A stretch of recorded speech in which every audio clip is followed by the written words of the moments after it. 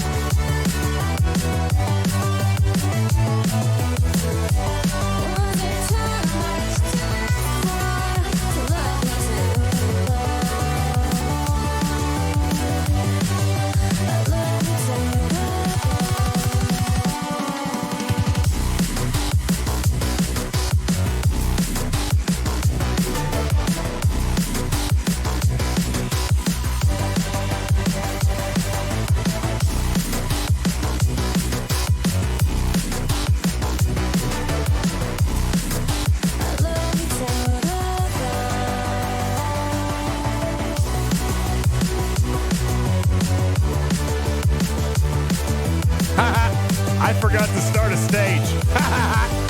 Silly kitty. Jeez. All right, stage is open. Stage is open for you guys to come in and join. My bad. There it is. Audio podcast, Twitch, the YouTubes, all the thingies, all the funsies. I know I'm a silly kitty. Hi, Paulo. Broken Wolf, good evening. Oh, man. I'm ready to go. I'm hyped. What?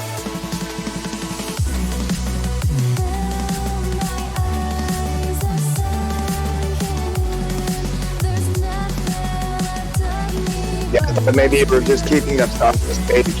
No, I just completely pressed the wrong buttons, dude. That is completely, yeah, because... Hey, you know what else? I'm running really late. Is anybody surprised by that? I'm running a little bit late. All right. Are we ready? All right, Karkin. I gotta press the button. Are you guys ready to press the button? Do you guys want to press the button? Do you want to press the button? Ladies and gents, let's hit it up.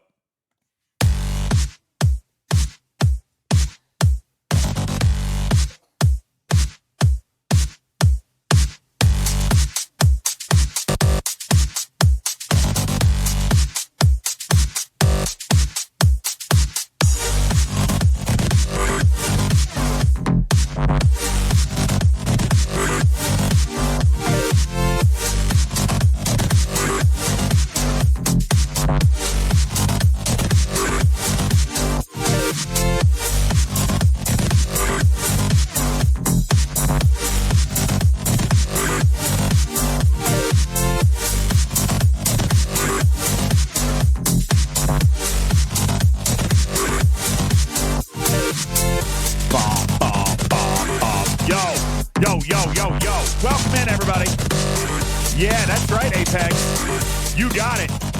Arenas and the mismatched pairings and the lack, all working as intended, obviously. Good evening, everybody.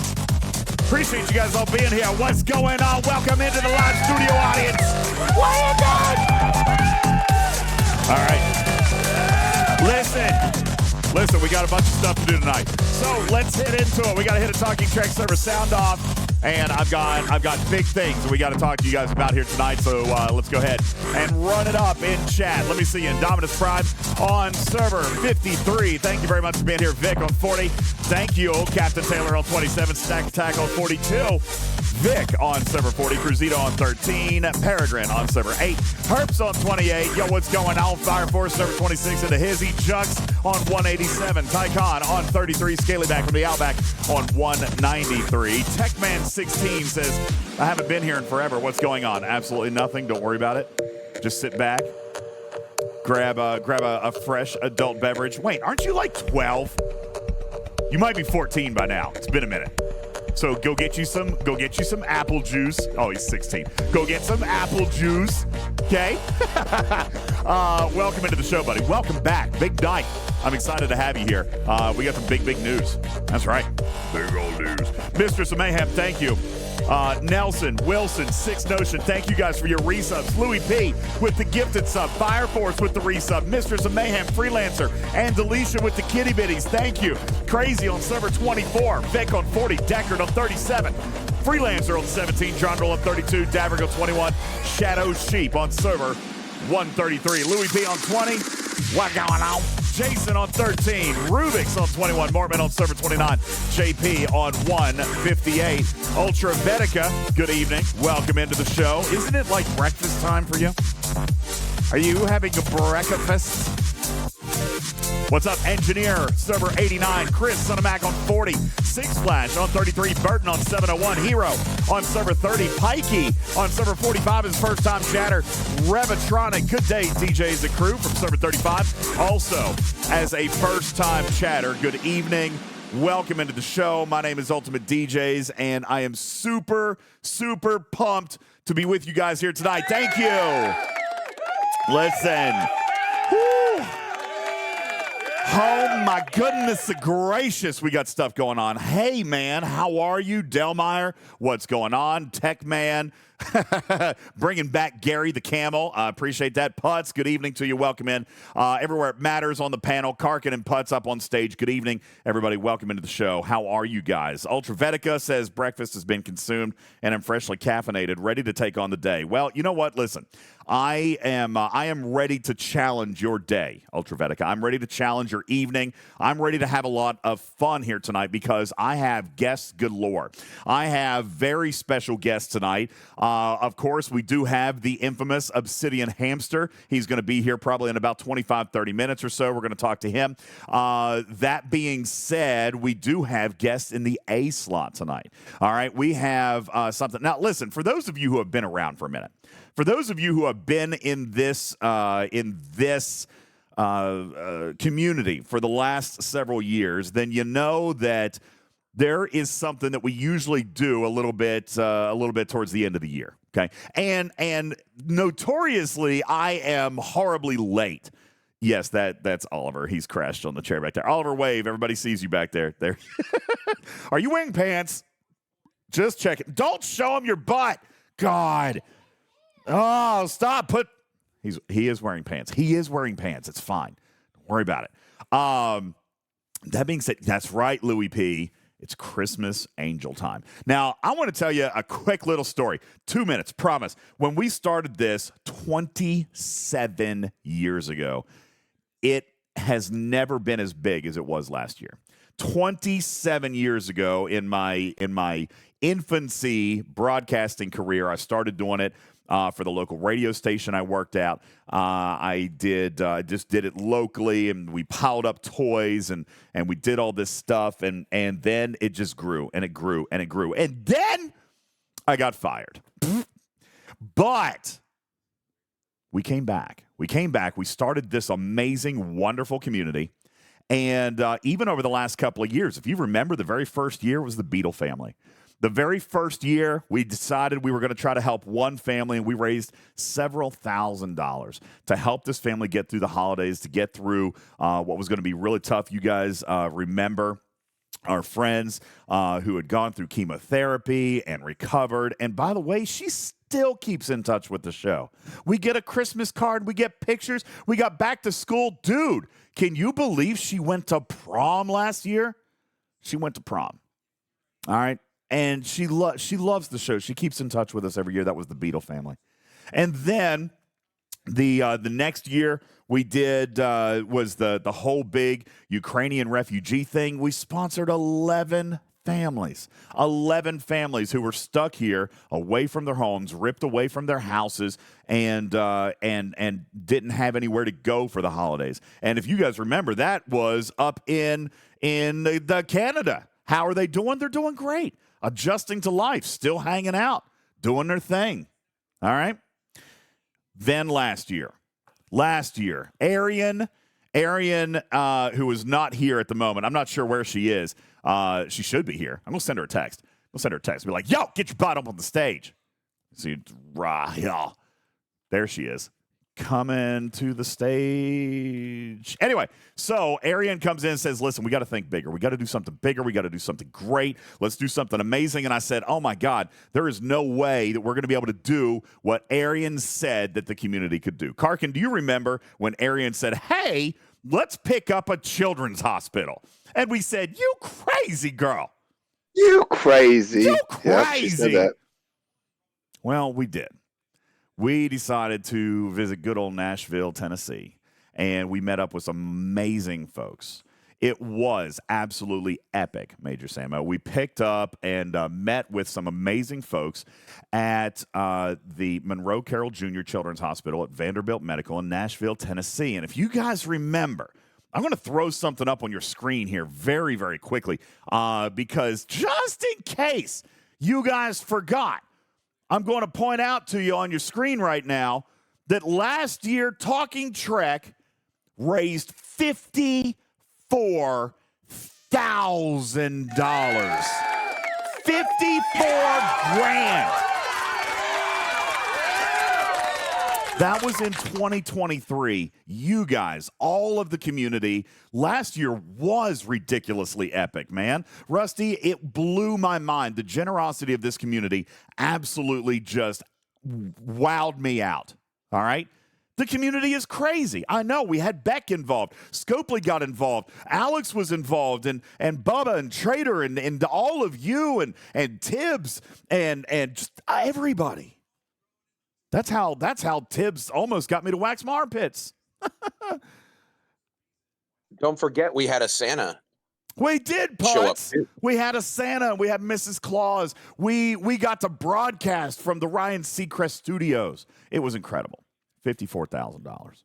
Well, this year, Arian says, why stop there? Let me just, you know what? I'm going to go ahead and bring our guest on because there's some stuff I want to talk about. I don't want to keep him in the green room. Ladies and gentlemen, it is my absolute pleasure to bring back a guest that you guys will remember from last year because she was with us. She coordinated the whole thing. Ladies and gentlemen, if I may, please introduce and give a very, very warm welcome to Lee Ellen. Lee Ellen, how are you? Good evening. Hi. Hello. This is so fun. I've never done this before. It's a pleasure to be here. All right, who's got a big truck just raging in the background right now? Yeah, me. Leon's Good timing. Yeah, that's Hadn't right. heard Let's him go until straight. It was my turn to talk. Yeah. Let's go straight to air, and we're going to listen to somebody without a muffler. Lee Ellen, welcome back to the stage. Now, by the way, she's super nervous because she says that she has never streamed before. She's never streamed before. Lee Ellen, are you freaking out? You're not freaking out. No, I feel good. Besides the car in the background, I think it's going to be great. All right, fantastic. Here, the secret is just to picture everybody in their underwear. That's how you do it. All right. So absolutely amazing, Lee Ellen. Thank you so much for taking the time to come back. Really, really appreciate you staying in touch with us throughout the year because we had some big plans last year. We did some crazy stuff, and the hospital. I think you and I had this conversation many months ago when we first sat down. okay, there's this guy. He's got a podcast. Who doesn't have a podcast? Everybody's got a podcast these days, and he wants to raise a couple $100 for the Jingle Fund. Okay, that's great. That's fantastic. But then the Star Trek community, Lee Ellen, kind of just took Nashville by storm, right? It was insane. Yes. Yeah. I mean, my whole team has been talking about the Talking Truck community for the last year. We cannot believe that a group of folks who, some of you may have never even been to Nashville, but that you came in and raised $54,000 for Jingle Toy Drive was just absolutely astounding. The entire drive raised 100,000. That includes other people in our community. So that means Talking Truck alone raised over half of that number. Hey, And guys, what's we up? just- What's up? we just could not be more thankful. And then when DJ approached me and said, I want to come back, we just couldn't believe it. So we're just absolutely thrilled. You know, one of the big reasons, community, that I wanted to go back simply was because they were such great partners. We talked about this, and I talked with Arian about it all throughout the year. They did exactly what we needed them to do with the funds. You know, every year that we do this, you guys have always been so generous. But the big thing is, like, hey, we want to drive the funds. Like, we want this to go to what we're raising money for. Like, we want this to go to children. We want this to go to the kids in the hospital, and we don't want administrative fees, and we don't want CEO salaries being paid. And we wanted every kid in that hospital last year to be able to open a gift during the holiday season. Lee Ellen, 13 floors. Over, what was it, 1,600 patients, 1,800 patients? I don't remember the exact number right now. 13 floors, ranging from newborns all the way up to teenagers, right? And yeah, we see all ages. Yep. And everybody, like, I think you even told us, like, this has never really happened off donations. One of the really big things that we loved about your organization, about the Jingle Toy Drive, is because even if the Jingle Toy Drive didn't raise all of the money, you guys still ensured that all the children had a Christmas. They all had a holiday, no matter what. Where did that funding even come from? I mean, if you had a shortfall, what happened? Yeah, we had to find ways to make it work, reach out to companies and do what we can. But because of what you guys did, we've been able to, we were able to give even more. And then the biggest part was that, we have kids who are here all year round. We have 2,000 kids walk through our doors every single day seeking our care. We have over 500,000 visits every year. And so because of how much you guys gave, we've been able to, in July, say, hey, this kid, we got to get them a toy. And guess what? We had the funds to do it because we had the extra funds from you guys that we were able to do that, which is just incredible. And we're so grateful. And you're right, Prime. Everybody within an organization obviously does the work and deserves to be paid and all that stuff. But one of the big things that we have always prided ourselves here on is that if you guys donate through our portal, 100% of it goes. There's no fees. Like, even if you use a credit card and you swipe a card, you guys know PayPal's charging me, except we fronted that. Like, that was our contribution back to the Angel Fund, is that we came in and we said, hey, listen, Talking Trek is going to pay for all your fees. So your face value donation is going to go straight to the children in this hospital. If you give $100, $100 goes into the fund. If you give $1,000, $1,000 goes into the fund.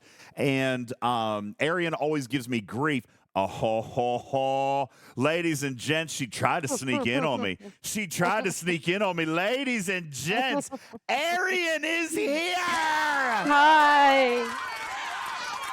Hey, everyone. It has been way too long since you've been on this stage, Arian. I know. This is lovely. Yeah. And it's so great seeing Lee Ellen and Graydon on here. This is amazing. I love this day. It's a great day. And Arian, I know you and I have been working on this for probably the last 4 to 6 weeks. And your big thing was, DJs, for God's sakes, don't wait too long. All right. And here we are, almost to the end of October, just like I thought This it was is going to happen. good. Yeah. Good.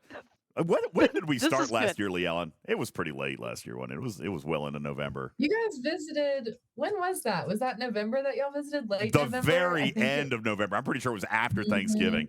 Yep. So we have somebody new on our stage here tonight.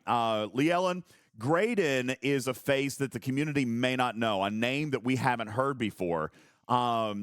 There was some really crazy stuff that happened as a result of all the generosity with the Angel Fund and with the Jingle Toy Drive last year. As you mentioned, the entire hospital was able to be taken care of at the holiday, but also more importantly, you guys had mentioned, you just mentioned that the stock room filled up. And they even told us that when we were there visiting, is that, hey, listen, come June, we're not still searching for budget to find Legos. We're not still looking for coloring books because you guys are going to help us throughout the year as well. And so part of that was stocking up the entire hospital so that you guys were able to focus in on care instead of searching for the materials. Graydon, it has been my distinct pleasure to get to know you over the last week or two. Why don't you introduce yourself to our audience and tell the people what it is that you're doing with Monroe Carroll Jr.'s Children's Hospital this year? 100%. Thank you, DJ. Yeah. Hey guys, my name is Graydon. And I go by Graydon on Discord and everything. So I'm the pediatric gaming and technology specialist at Monroe Carroll. Brand new, just started like a month ago. But so what that pretty much means is I will be providing care emotionally and socially through video games for kids in the hospital.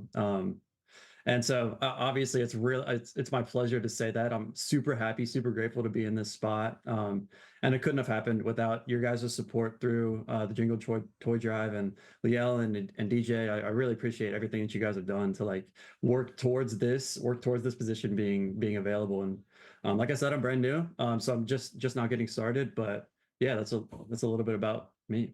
You're an actual, yeah, and Dominus Prime says that's a pretty cool job. Like, right? We want to be able to say, hey, what do you do? Yeah, I play video games for a living, right? Like, I heal children and play video games. Like, it doesn't get any more God mode than that right there, okay? Like, that's Agreed. amazing. So tell us a little bit about this. This is a form of treatment, a form of care that is kind of new across the country, but you guys, as we discovered last year, Lee Ellen, you guys are pioneers in pediatric medicine.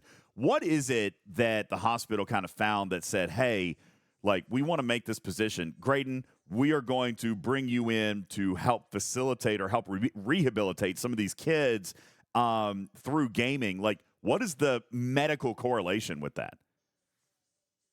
That's a great question. And it's still one that I'm learning as well, because this is a very new position to everybody in the entire country and in the entire world. Honestly, there's about 50 gaming and technology specialists all around the world. But the medical correlation, I would say, a lot of some of the easy ones are some of the like physical people with physical impairments, being able to teach them how to game through adaptive technology is one way. So co-treating with physical therapy and occupational therapy is one pretty simple hands-on way. And then also supporting them developmentally and socially. So we try to choose games that are developmentally appropriate for the kid and will generally help them through their treatment, try to help them get out of the hospital faster.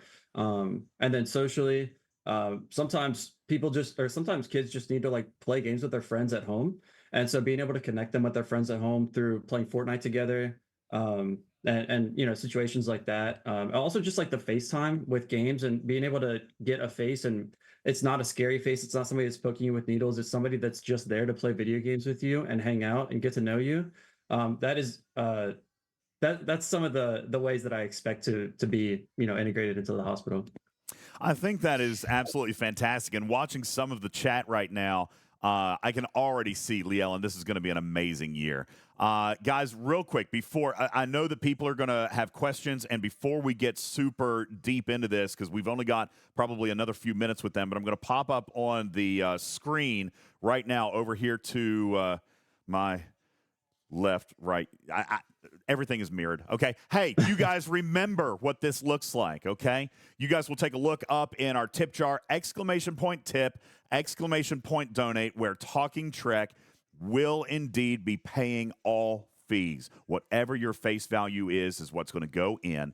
And last year, with that $54,000, I would assume, Lee Ellen, that the goals remain the same this year, $6,000 per floor, with a little added bonus. Now, last year, again, we kind of came in and took care of the entire hospital with the other donors. This year, Graydon, I can already see the chat leaning in a certain direction right now, and I think this is great. I see Q saying, this is an awesome job. You must be new. I bet you have a wish list. So, Graydon, let's talk about some of the stuff that you and I had talked about just the other day with Arian and Lee Ellen and Mark, who wasn't able to be here tonight. You and I, we kind of, listen, Graydon is a little bit of a dreamer, kind of like me. We were talking about building, like, game theater rooms, okay? Like, we were talking about, you know what, let's just build a whole new hospital. It's just virtual reality. Like, let's just do the whole thing. We had such big goals, but guys, I'm going to have you know that right over here, right now, okay, over here right now by scanning, thank you, Freelancer, Louis P. already kicking us off. Louis P. has just, Lee Ellen, provided the first angel donation fund of the entire year, $100. $100 from Louis P. to kick us off. And if you'll take a look right over here, last year we did $54,000. Arian, it blew my mind. 54 grand is what we did last year. And you said don't stop there. So Arian set the number. 2024, $60,000. Now, Lee Ellen, let's talk about what this is going to do, because we had done the same math as we did last year. We're talking about doing what? I think we said it was, what was it, Arian? At 6,000 a floor, we were going to do 8 floors, no, 7 floors, and then give Graydon 10 grand. I mean, is that what we were doing? Graydon, what? Just for a second. 8. I can't do math. All right, I play video games. All right, you're gonna have to do better at the math, Graydon. Okay, because not all of us can do it. We'll see. Long story short, whatever it was, Lee Ellen, that we were gonna try to do, we were gonna try to lean on some of the other and challenge some of the other Jingle Drive fundraisers this year to rise to the challenge. But we wanted to go one step further and wanted to come in. Graydon, if you could spend just a minute or two to kind of summarize the conversation we had the other day, what would a gift of $10,000 do for your department and, more importantly, your patients? Yeah, that's a great question. So what kind of, to summarize our conversation previously, a lot of our gaming carts have gone out of commission. They've either broken down or they were a little bit old. They were donated, and like we had a big donation of gaming carts in like 2012, which was really, really awesome, but they were all we use. So we have unfortunately had to surplus those. So I think a donation of $10,000 would 100% go to replacing a lot of those carts. And so just for anybody that's unaware, a gaming cart is this like piece of, it's a singular piece that you can buy. If you're able to pull it up, that'd be awesome. Yeah, my bad. If not, that's okay. No, that's okay. I was trying to pull something up, and I was like, okay, that's not the right thing I was trying to pull up. My bad. All right, continue, please. Yes, that is okay. So it is a whole piece, and it comes with, you know, the monitor. It has an Xbox Series X with preloaded games on it, or PlayStations, or Switches. Actually, you can get all 3 of them. So they have preloaded games on them that are kid friendly, and that have preloaded accounts. Everything. It's really super simple to set up. And so the $10,000 would go such a long way in providing that care that even I won't even be able to provide, because we have a lot of children in the hospital. And so there's sometimes that I won't be able to get to all of them, and these gaming carts will do pretty much my job for me, if that makes sense. So. Oh, did I lose you? Oh, no, there you are. Okay. No, sorry. That was it. My bad. Yeah, you know, I mean, it's such a worthwhile thing. And let me come in and say, Andalisha, thank you. Louis P., thank you. Wolfwood, thank you. Plugster, Papa Smurf, Wilson, all throwing hundreds of dollars into the tip jar already. Within minutes, Lee Ellen, we're at $525, and I'm gonna remind you guys also that that while you can use !tip, !donate to go through and do it here on the stream, I'm also going to point out that this QR code right here is what some of you guys asked for last year. Now, Lee Ellen, let's talk about the legal piece of this for a second, because last year we had a lot of companies that came and said, hey, well, we want to do this. And I was just trying to do something good, but like, I'm not a 501c3 or a nonprofit, this or that, and I can't do tax exemptions. And you said, hey, no sweat. This was part of what was so great about working with you guys last year, because you guys are part of this amazing, awesome network, the Children's Miracle Network, right? Like, you guys are a Children's Miracle Network hospital. Yep. And so this QR code right here, guys, is a direct link to them. Okay? Mm-hmm. This is a direct link to them. And I'm actually going to pull this up on screen if I can. This right here is our brand new 2024 Jingle Toy Drive page. All right? And actually, Lee Ellen and Arian got their numbers mismatched. Look, it says 50 on the website. We got 60 on our page.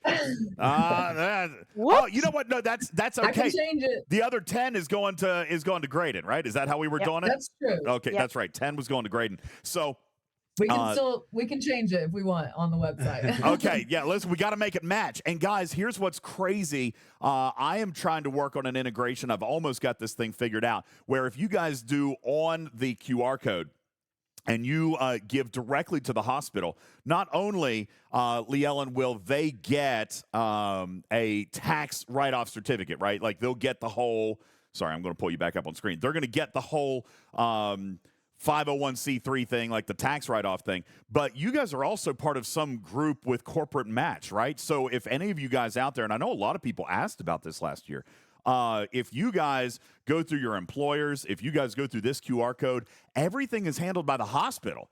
So you don't have to worry about it coming through here. I don't have to worry about it coming through here. And the fees are less, and it goes directly to the hospital. And if you're looking for, as a business or as an individual donor, if you're looking for that tax write-off, then you're going to be able to get it.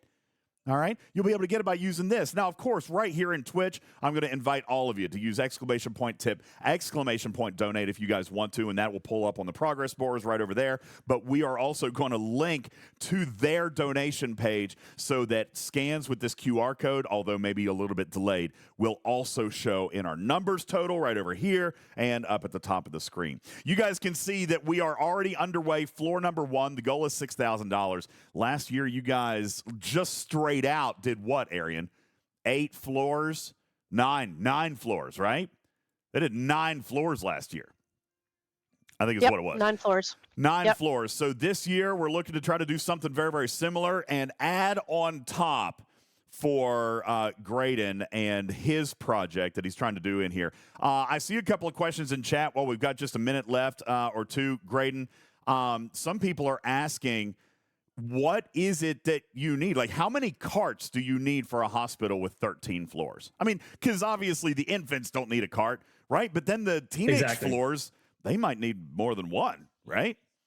Exactly. Yeah. So we get a lot of requests for them. Most of the time, they're all being used. We have about like 20-ish carts right now, but we had about 30. So I think replacing like 10 carts over the next year is going to be my goal. And yeah, I see the question in chat. So the carts are anywhere between like, $2,500 for some of the Switch carts to like $3,500 for the Xbox and PlayStation carts. They come from 2 different companies. The Xbox and PlayStation ones are from Gamers Outreach, which you request a quote on their website. And then the Switch carts are from Starlight, which is a official Nintendo partnership. So that's actually really awesome. We've seen Gamers Outreach, and they've done stuff with us in the past. They've got some great stuff, and we've actually talked to them in the past. So let me ask. Engineers saying, right around 2,500.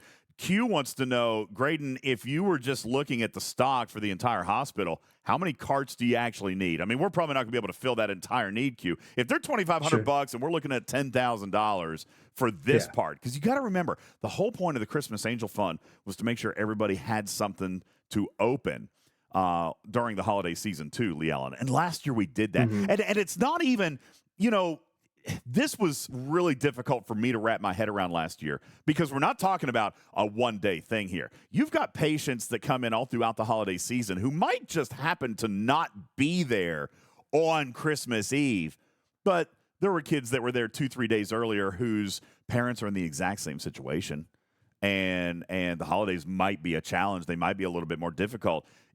Just in case our audience doesn't know, you guys didn't just go through on Christmas night and put presents in the rooms. You guys did it for like 2 whole months, right? Like the end of November through December. It was more than just one night. Yeah. Yeah. It was a continuous thing. And that's incredible. We've been able to continue that, like I said, as the year has gone on, and usually we start to run out. And so it's such a blessing to have that.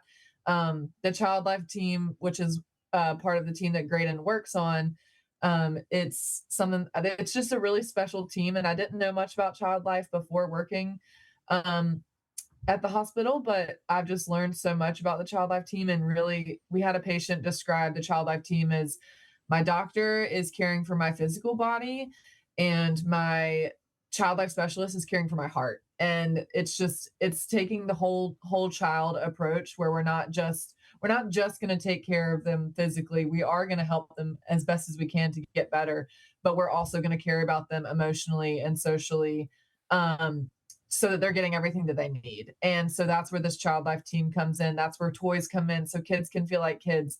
We have our patients can be excited to come back because they're excited to see their child life specialist again, or their nurse, or their doctor.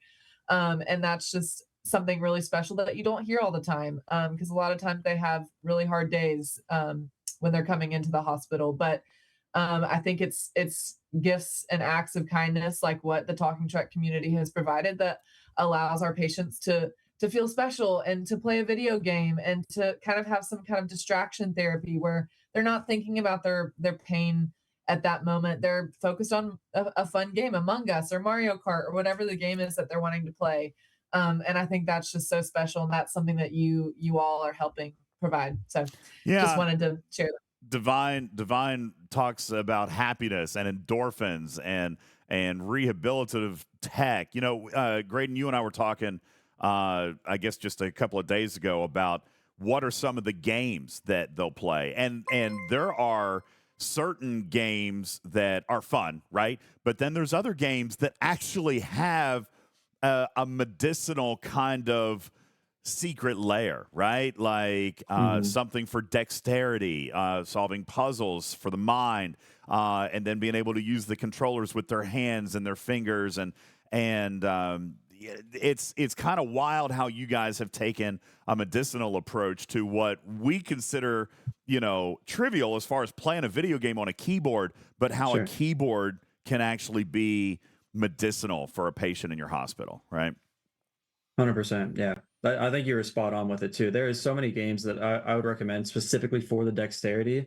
But then, emotionally and cognitively, like there's games that I would recommend, like Breath of the Wild. I absolutely love that game, and I would recommend that to anybody because it's kid friendly, obviously, but there's so much thinking, there's so much storytelling that I think you can gain from a game like that. So yeah, just to echo what you're saying. Yeah, that is very, very cool. Continuing on throughout the list of donors here tonight, thank you guys so very much. Papa Smurf coming in. Happy holidays to you as well. Jonathan Ingram. And this this is always gut-wrenching to me every single year. You guys know Jonathan Ingram. He is, I joke that he is another content creator because all of his content is about destroying me. But he is, in fact, a very, very good friend. And it's gut-wrenching every single year. I can't imagine what he and his family go through every year. He shared his story on our show, Lee Ellen, here a couple of years ago, and I'll read his comment. I know firsthand how hard these hospital stays can be on parents and siblings. Making this donation in memory of my son, who would have turned 9 this year. Bless these kids, their families, and their medical providers. Jonathan Ingram, thank you for your donation. And I know that this is always a very difficult time of year for you, and my heart hurts for you, my friend. I really, really appreciate you and everything that we've been able to accomplish together and the fun that we have together in this game and in this community. But especially around this time of year, I think that it's important for all of us to kind of take a pause and count our blessings. We complain sometimes about this video game that we play and how it costs money. Graydon, I did actually mention this to you the other day in chat. You were like, oh, okay, this game. And I'm like, dude, people spend hundreds of dollars a month in this game. And he was like, wow. I'm like, yeah, this is the this is the right community and the right type of generous community that can rally around players like Jonathan and patients like what you guys have. And Chase, I think, is who we had on the show last year, who was just an absolute delight and is a crazy story. I mean, how your facility and your medical professionals, your doctors and nurses and child life literally saved this child's life. His story was gut-wrenching, and his mom was amazing, and his brother, the letter that his brother wrote, that essay. For some of you guys who may not remember some of this stuff from last year, we'll provide some of this content to you. But the whole circle around kind of point to say is we complain about the game when it breaks or things that are so expensive, and sometimes to put it in perspective and step back to realize that we do in fact have our health. We have our homes, we have warm beds to sleep in, and we have food to put in our bellies. And there are a lot of people who don't have that. Who don't have something as simple as the ability to breathe on their own, or that somebody that doesn't have the ability to walk on their own or speak on their own. If everybody who watches our content, who spends money on this game, took the equivalent of one pack, just one in-game pack, we would hit this goal and so much more. And I'm going to implore all of you guys this year to do just that. Scan the QR code, get your tax deduction receipt, and or use !tip, !donate, and let's do it again, community. Let's take the generosity and the inclusion and the love that is within this community and redirect it again for a second year in a row at the Monroe Carroll Jr. Children's Hospital and the wonderful little humans contained within. Lee Ellen, thank you so much for being such a ridiculously generous host and for dealing with my shenanigans, as Arian will say is never easy. Never ending as well. Hey now. At least he doesn't steal M&Ms from the hospital. We got that going so far. I have stolen nothing out of the hospital. That should be worth something big in itself. He looked for M&Ms. He went around. Don't tell the people from the hospital that I steal things. Gosh. But no, in all seriousness, Lee Ellen, what an amazing organization that you head up. Thank you so very, very much. I know hospitals do have the best stuff to steal. They really do. All the candy and the toys. What did you say? Yeah, nothing. I didn't say anything, Leon. Don't worry about it at all. Just plug my ears. Oh my goodness. Yeah. Lee Ellen, thank you so much. Anything as we kind of gear up, we are going to let the community know that we've got a couple of things happening, right? We've had you on here tonight. We are planning not one, but 2 visits this year to Nashville to be able to bring you guys some of the content and some of the real-time progress as we're making it there. I'm very, very excited about that. So we're going to be coming to visit you guys here in just a couple of weeks, and we'll be back in December. Real quick before we go, is there anything that you would like to say to this incredible audience, knowing that right now several hundred people are listening and viewing live, and that thousands more will watch this within the next 7 to 10 days. What do you want to say to them on behalf of the? I'm not trying to make you nervous. No pressure. Her cheeks are turning red. Graydon is laughing his butt off right now, and she just started. She started hyperventilating. I'm pretty sure. Yeah. Okay, sorry. Listen, there's only like 3 of us. We're just hanging out. It's fine. All I can say is that I did not know about the Talking Truck community until last year, and you guys have changed so much for our hospital, and we're so thankful for the outpouring of love and support that you gave to us last year, and we hope to see you do it again and more. We are Monroe Carroll Junior Children's Hospital at Vanderbilt. We are a nonprofit hospital, which means no child is denied care based on their ability to pay. So whether someone has insurance, whether they don't, we're not going to turn them away just because they can't afford it. And we are only able to do that because of support and charitable care and philanthropy. And so we're just so thankful for our folks in the community that are supporting us here in Nashville. And we can't wait to share some stories with you when DJ comes down in a couple weeks, and just so grateful. And I just got a notification that someone donated on the website.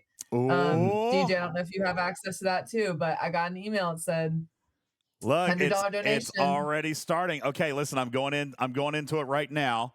Let me see. Here's what we're gonna do. We're gonna do it live. We're doing it live. Here, let me see. Now, where do I see? There it is. Okay, I see it right now. Yeah. So we're going to pop it up on the screen, guys. Wire Speed just did $10. Thank you. Indominus Prime with $100. Silver Tab with $100. Thank you guys so much. And if I can actually figure out how to do this. Arian, I need help. I don't know how to add one manually. Well, DJ, while you're figuring that out, I got it. Can someone put up the QR code on Discord on the graphics room? Yeah. I will. Thank you. At com with $100, and Fred so generously donated. I can't spell. Generously donated to the Christmas Angel Fund and covered his donation fees. We just got another one. I'm not going to be able to keep up with all this, am I? Refresh. Okay, This listen, it's stream coming. is going to go for a while. It's coming up on your screen right there. Fred, thank you. Wire Speed, Indominus Prime, Silver Tab. Thank you, guys. That is absolutely incredible. There. Oh my gosh, that's a good one. Hold on, I gotta figure out how to do this. Now I'm gonna have to figure out how to do this without manually typing it in. That way it's a little faster and a little less weird, non-climactic for the children in the Christmas Angel Fund. Guys, Allison just came through and knocked out $250. Oh my gosh. Thank you. How many? That's a lot of people have already tipped tonight. For sure. That's amazing. I love really this community. The community is awesome. And Arian has tasked me with the ginormous task this year. We didn't do it last year, but Arian has asked me this year to keep a record of 100% of the donations so that we can do something cool with all of your names at the end of the year. I have no idea how I'm going to fit so many names on one single piece of something, but we're going to do it, community, because you guys are incredible. Thank you guys so very, very much. I really appreciate it. Graydon, as we get ready to wrap up your segment, and thank you guys for staying over. I know we've missed the hard cutoff. And Hammy, I'm coming to you. Please bear with me. I'm so sorry, but this is so amazing and moving and awesome, and I'm excited to talk to you about it. But Graydon, while you've got a few moments left with a captive audience, what is it that you would like to say? Is there anything that you can ask, anything that you can say to the people about what it is that you want to do this year? Oh man, wow! Put me on the spot. While you had 10 minutes to plan. I asked Lee Ellen first. Yeah, all I wanted to say was I really, really appreciate your guys' support. Like I said, I'm pretty brand new to all of this, so I'm new to the hospital, I'm new to the community. But what you guys are doing is truly, truly changing lives. And I can't make any promises, but I think it would be really cool to have a cart dedicated to the Talking Trek community with everybody's names on it. I think that would be really, really cool. So Yeah, that would be if you guys- cool. Yeah, you put my big I think face that'd on be it, really right? cool. You put my. Can we I put can my? put your, maybe we The put it in the cat middle of the monitor. Yeah. That'd be great. Yeah, listen, I'm gonna have to come up with a cool name for that thing. It'd be like the we're gonna come up with a name. It's got to have a Z in there. Yeah, Carts. obviously it has to have a Z. Maybe we'll put Green Griffin's face on it, Angelica. Love it. Maybe we can put like a cardboard cutout on it, crazy, that's like shaped like the USS Enterprise or something like that. Absolutely. Ooh, yeah, true. man. Maybe we can put some Govee lights in it like Griffin's got. We'll put some Govee lights in it so it can glow and do cool things. And I love stuff that. like That's a cool idea. yeah, listen, we'll do DJ, some check fun the stuff. website. We got 2 more. We got Oh my $1,000 goodness. and Wait, what? $500. What? Oh my gosh, On you the guys are so website. generous. Hold you guys on. are so you generous. serious right now? Hold on. I'm serious. Check it. Refresh. I'm refreshing. I'm refreshing. I gotta remember Oh, where's all another the. one. I can't even keep up. I can't keep up either. All right, Arian, we're gonna have to figure out a way to link these sites. All right, so And- it just Yep. yeah. Yeah. And Alicia We'll get says, there, "Don't we'll do get the there. cardboard. It has to be easily disinfectable. Maybe we'll just put a pergola on top of it.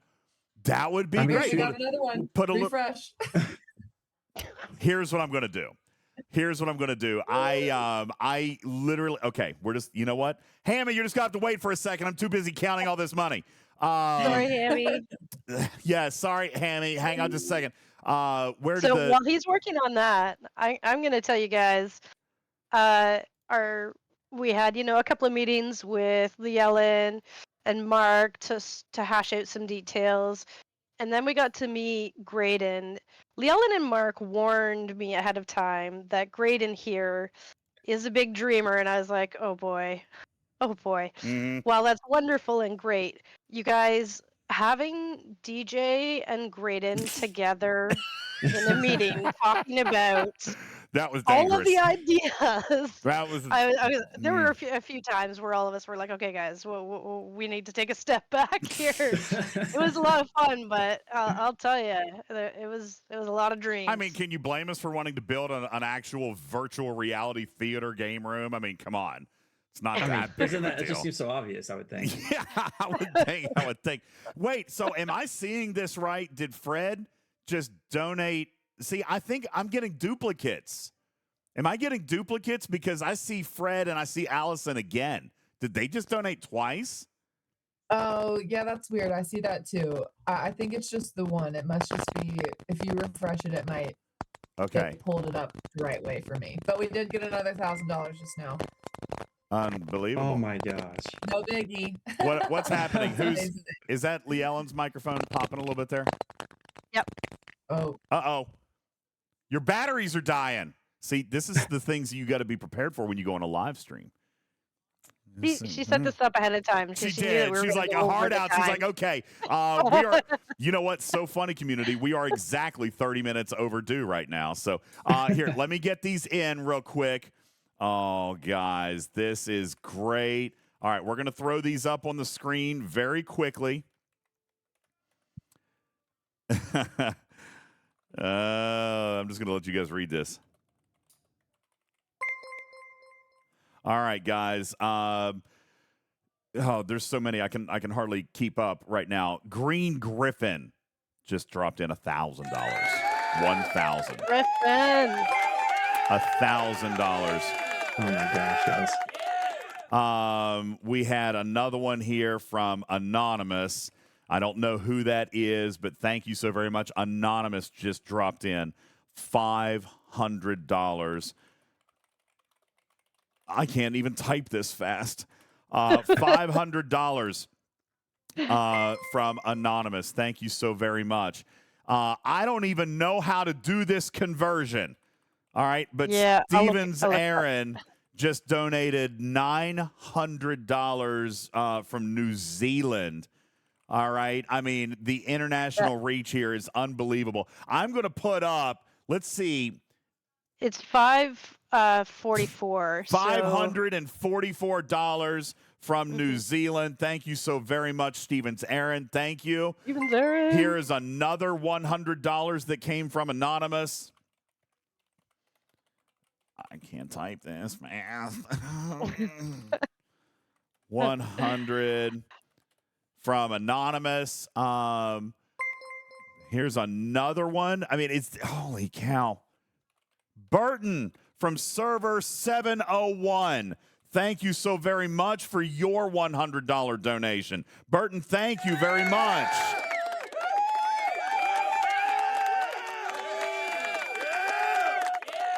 All right, server 701 throwing their hat into the jar.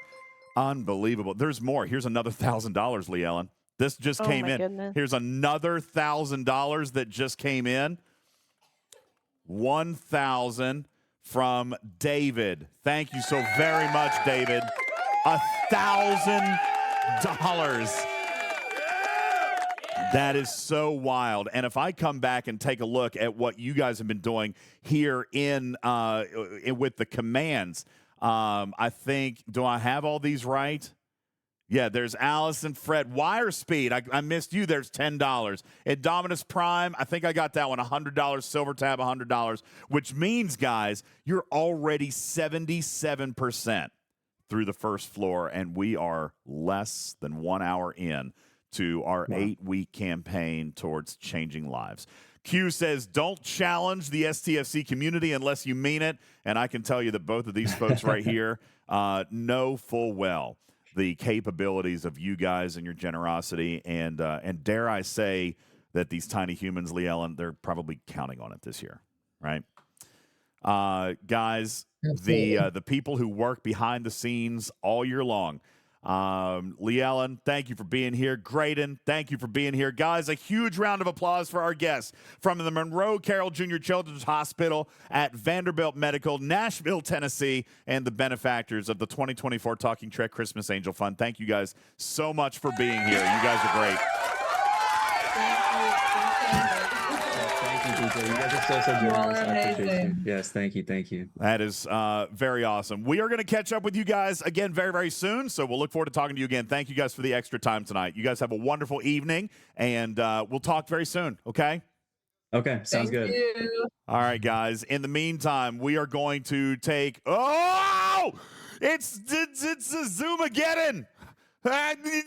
See, they took off just... 2 seconds too early. 2 seconds too early before I had a chance to change the camera around. That's right, Raj. If anybody knows anything in this community, it's how to reach the top milestone and win leaderboards. All right, just throwing that out there. Absolutely amazing. You guys are awesome. We're going to take a very quick break. When we come back, Obsidian Hamsters on the show. Anybody, please don't go anywhere. We'll be back right after these words. Hang on. Oh, come on. That's not the right button. This is the right button. This portion of the show brought to you by crazybunch.org. Are you old like Bubba Joe and get tired playing video games? Surtail has a solution for your health and wellness needs, especially while gaming. You could try an energy gummy for those long incursion events, or just to keep yourself conscious while you're doing all that mining. Surtail is an independent distributor of all aerial products you'll need to improve your gaming experience. Message Surtail on Discord or visit crazybunch.org for more information. Yo, what's up, Commanders? Great news about PvPtarget.com. You've known for a while that it exists and has some great reference tools regarding PvP banding and common crew loadouts, but they've recently launched brand new tools on the site, including a brand new cargo calculator page as well. This isn't your typical max cargo style calculator, but a brand new, unique tool that identifies the timer until you go over cargo. The game timer might tell you how long to zero the node, but how long until your miner is at risk? You can find out now by using the brand spanking new cargo calculator at PvPtarget.com. Today's show brought to you in part by the Musgrove Trial Firm in Georgia. Have you suffered personal injury in Georgia?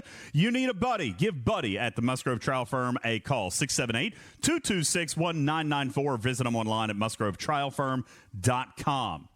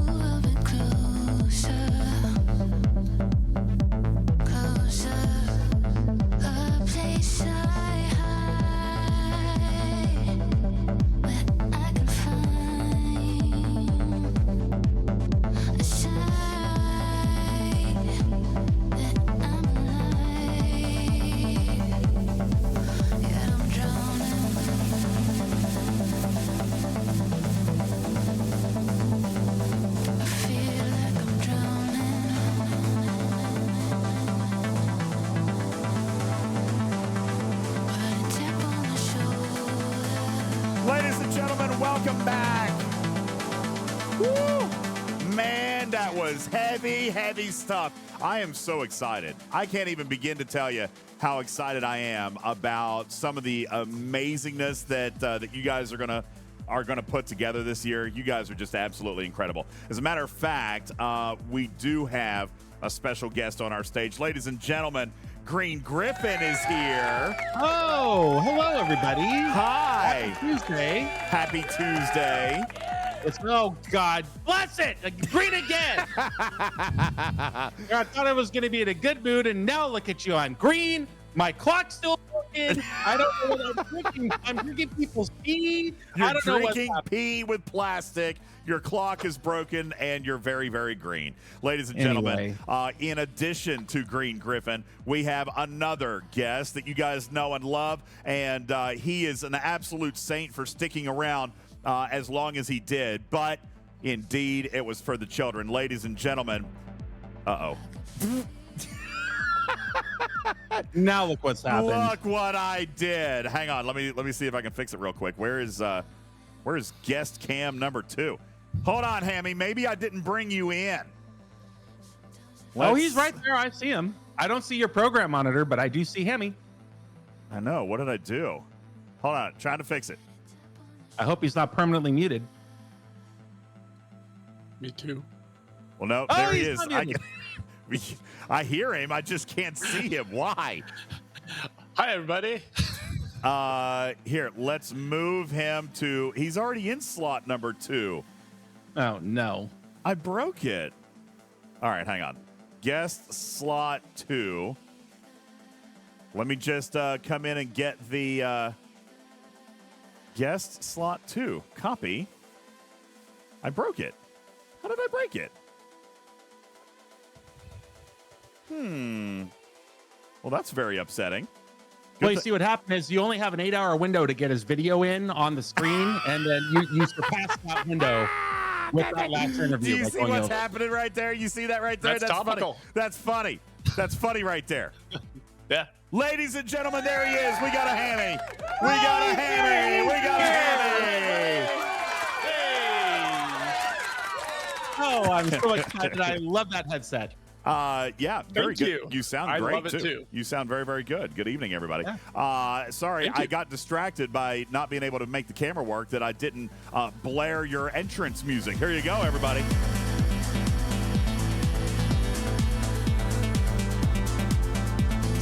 Uh-oh. His lights are blinking in the background. Somebody check that the means state of the save your servers. work. Fire your shields up. Yeah, fire shields, save your work. Go ahead and recall your miners. The game is going down, everybody. Ladies and gentlemen, it is indeed Obsidian Hamster. Stop! Woo! It's Hammy time. Welcome into the show, buddy. How are you? I'm doing great. Excellent. Thank you for having me on. And I have to just say real quick that this was the best reason to go late I've ever experienced. Thank you, man. Like that was awesome. This community is awesome. I can't take any credit, none whatsoever. All I am is a messenger, so to speak. All I am is an organizer, if you will. That is pretty much it, just to bring everybody together, kind of, and just put everybody together. It's absolutely incredible, and I'm really, really grateful to everybody for just engaging, right, and being a part of it. Mm-hmm. Hammy, very quickly, you are in my Discord, right? Not at the.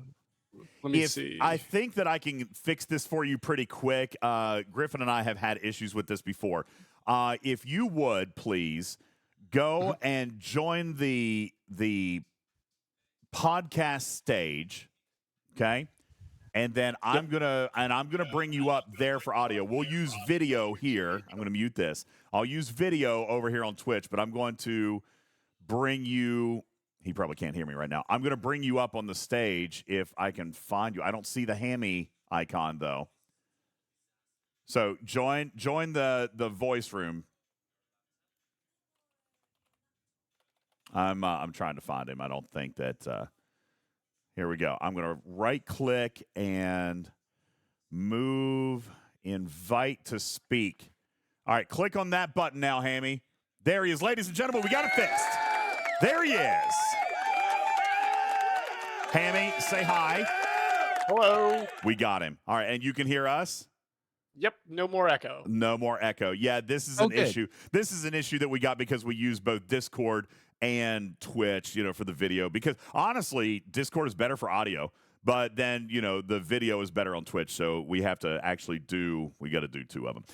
Raj says no more echo. Where have you been, Raj? Echo got fired months ago. I'm kidding. I'm just kidding. Oh my God.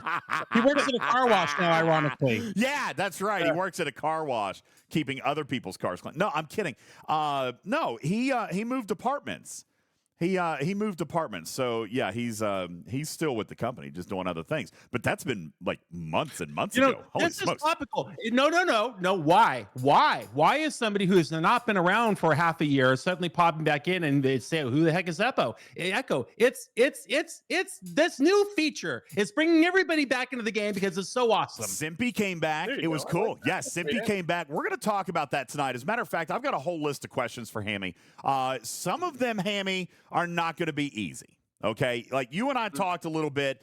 We're gonna wait just a moment. Oh, it looks like the audience is back now. They went to commercial break, so welcome back in, everybody. And Dominus Prime, thank you for your 30-month resub as well. You guys are incredible. So yeah, we had to.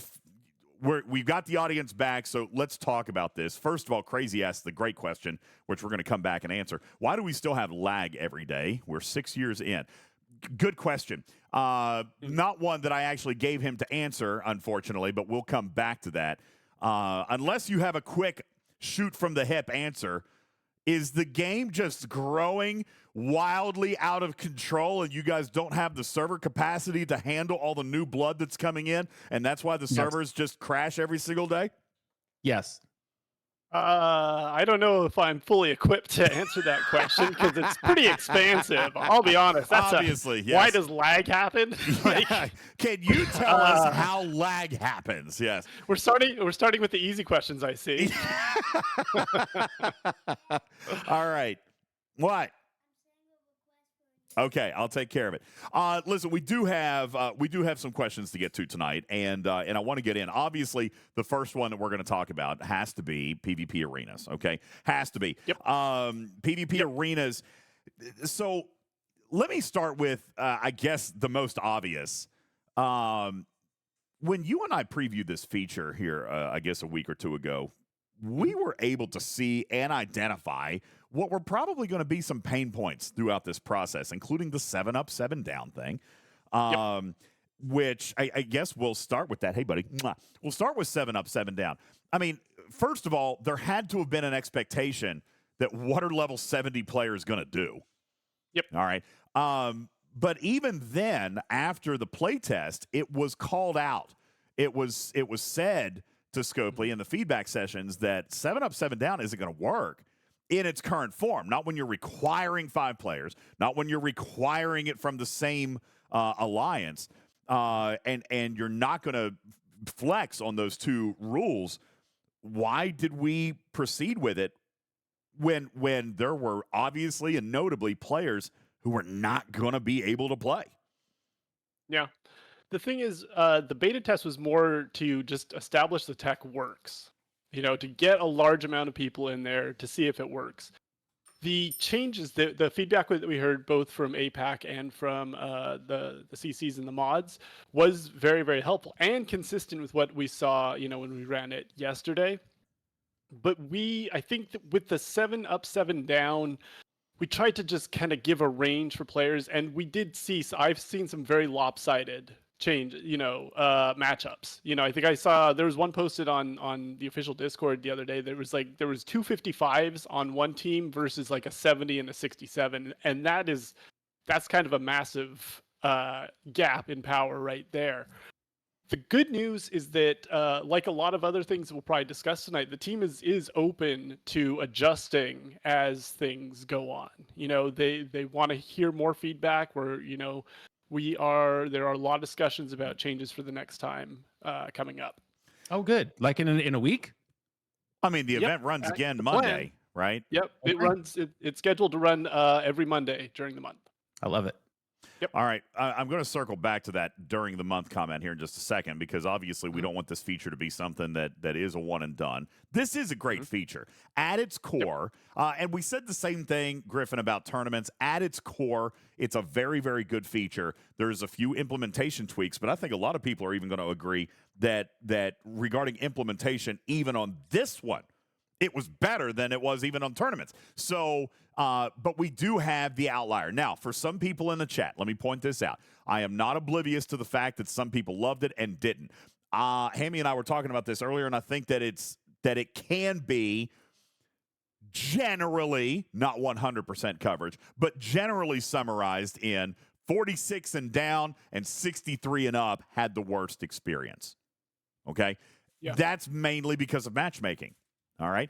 Then I do see here in a moment ago, I saw an Ops 53 getting stomped by 60s. You know, now I am going to have a very different perspective on matchmaking than a lot of people. I've actually been very open and vocal about the fact that players should not be expecting great matchmaking up front. We've talked about this many times. Matchmaking, no offense, Hammy, is next to impossible for big gaming companies. And I say this tongue-in-cheek, but it wasn't going to be better in STFC. Okay, it can't be. The population simply isn't there, folks. All right? But I think Scopely should come out and actually tell people what the matchmaking formula is. Because a lot of the matchmaking that we saw that day, there was some bad ones. Don't get it wrong. There was some bad ones, okay? But a lot of the matchmaking that we saw was actually much better than I expected it to be. And some people who were saying, well, I was a 53 and I went up against 59s. I mean, that's decent matchmaking. Okay. I mean, obviously it didn't work in your favor, but what about the 45 that you went against as a 53? You see what I'm saying? So matchmaking is incredibly difficult. By the way, I actually know what the formula is. Hammy might not. I actually do know what the matchmaking formula is. It's not trash. Okay. And most of the matchmaking held to what that formula was.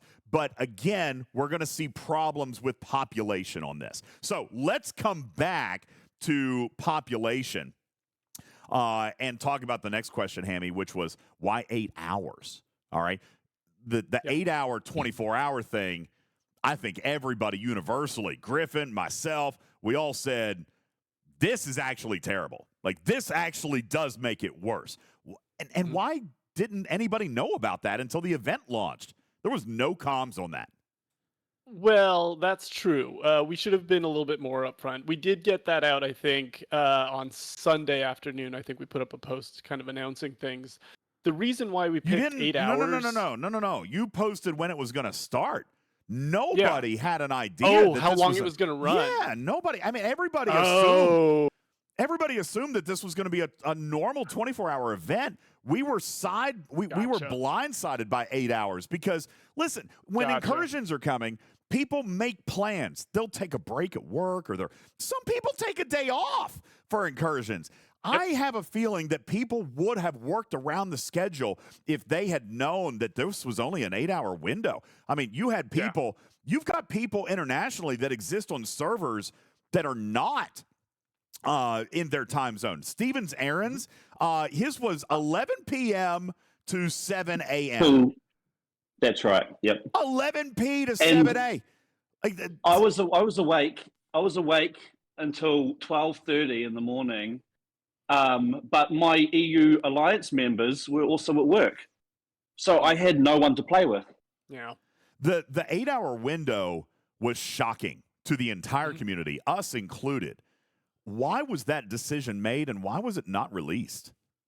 Well, first off, I do want to apologize for not getting the 8 hours. We should have communicated that, and I will take full responsibility for that information not getting out there. We should have at least let players know to have an expectation for how long it runs. Regarding the 8 hours specifically, I think, and this might be a little controversial. I think 8 hours is actually a good amount of time. Only because if we ran it over 24 hours, like for a full day, it's going to be harder to find match mates versus when you have a condensed, you have a time period. This is when it's running. Everybody knows to look for it and will sign up and start doing good arena combat. Regarding when exactly during it ran, now that's a different conversation. This is the first iteration, and I think that we ran it at the hours that we did, as I heard on official, during a lot of people's workday. You know, it was the middle of the workday. They couldn't really participate as much as they wanted to, but we did it so that the team was in place in case anything catastrophic went wrong. We wanted to be there on it and be able to have like all hands on deck. And so we had people, monitoring things, I think, 24 hours from beginning to end to make sure this ran. The good news is the time frame has been one of the key major pieces of feedback that I've taken back to the team. Discussions are happening right now. I'm feeling positive that we're going to be, making some adjustments for the next run because the time, 8 hours, I understand wanting the 24, but later in the day, I think would work better for everybody. Can I just pipe in, DJ? Sorry. Please. I was just, you have to realize that there are a lot of servers, like especially the early day servers. Yeah. I'm in New Zealand on an EU server. So I'm an APAC player, but on an EU server. So even 8 hours, even at a different time slot, is still going to make it hard to work. True. And you've got APAC servers that have got EU players on it. Yeah. I know it's hard to find time that suits everyone, but yeah, if it's longer, it needs to be longer. Let me, Even if it was later on in the day, by the time I would get up, I'm then getting up at 7 o'clock in the morning to then head to my work day. Yeah. So it's 15 hours before I get a chance to even get into play. What we might try doing is, and again, extending it is a possibility. That when I've taken things back to the team, they've seemed very kind of eager to hear the feedback from players and make adjustments where we can. Extending the time maybe to 12 hours, something like that, to give at least a wider window for people to participate, I think would be good. I don't know if if that's a change we're going to implement, or even kind of similar to when we move KVK from different days. Maybe we could adjust the time frame that we run it so everybody can participate. I think there will be outliers though, like someone in New Zealand living or being on an EU server. But again, this is stuff that I can take back. I want everybody to be able to test out arenas. I had a blast with it, and we need to find a way to get as many players to experience it as well. Let me ask a crazy question, and I brought this up last night on the stream while we were actually playing it. Now, this is going to sound silly up front because we do have stability issues. We do have lag problems. Like there's problems in this game. But given the fact that these are all on separate servers, right? Separate game instances.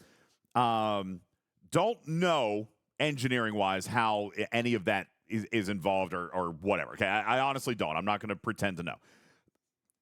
But this is an opt-in mechanic. Why can't it be global, which would solve your matchmaking and population problem, and make it 24 hours? I mean, here's what I'm saying, Hammy. If somebody is in APAC, right, and they work night shift like Karkin does, okay? Yeah. But they get a team. They want to be able to play. It just happens to be 3 o'clock in the morning, which, by the way, happens to be 6 o'clock in the evening where I am. Yep. Why can't they? Now, jokingly, people are going to say, well, the servers would burn to the ground. But I don't know that that's actually the case, guys.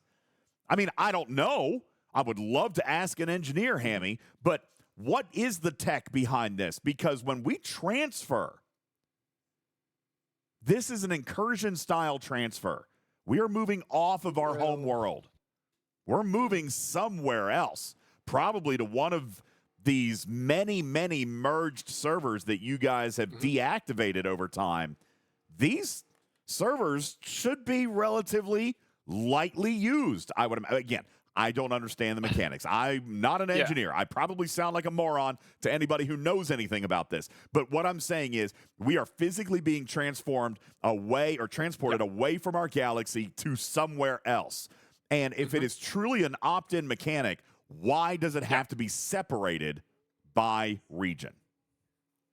Okay, so to give you a little bit of insight, when we were putting the mod and CC playtest together, there was a discussion for a short time about just transferring or seeing if we could get your accounts over to like an APAC server or something like that. And the engineers came back and said the lag would be tremendous. Once you start kind of matching up players outside different regions, that's why, with KVK, it's all within the same region. It's transatlantic lag. Tried to explain this to you the other day. It's literally he literally can't even say the word. He can't even speak the words. The lag is so bad. Oh my God! Did you hear that? He couldn't have planned that to be any better. Just quick side note: transatlantic lag is going to be my band name. I'm taking that. I'm taking that. Lag. Yeah. So, but no, I love the idea. I love the idea. Maybe we could try something on a smaller scale, like within regions. That may be a conversation that we could have. Right now, we're starting small. We're keeping it within Alliance. The tech isn't. I don't know if we have the tech available now for moving outside the Alliance, but I would love to see that. That would be kind of step one, and then going kind of region wide, where you can just kind of join any whoever's firing one up. Maybe we could go for a longer period of time too. Burden 701 in the chat says, presumably the servers you're transferring to are physically in the same region, obviously. But here's the problem. DJ's phone is in the East Coast. Steven Zarin's phone is in frickin' New Zealand. Okay? Get on FaceTime with somebody from New Zealand and see if you can have a little snap back and forth. You can't. And that's the issue. We're having a snapback back and forth from Canada, Los Angeles, and Virginia right now. We're all on the same fiber optic network, sir. I guess what I'm saying here is if we are transporting off of our regional server, who cares if it takes an extra 20 seconds to be transferred to...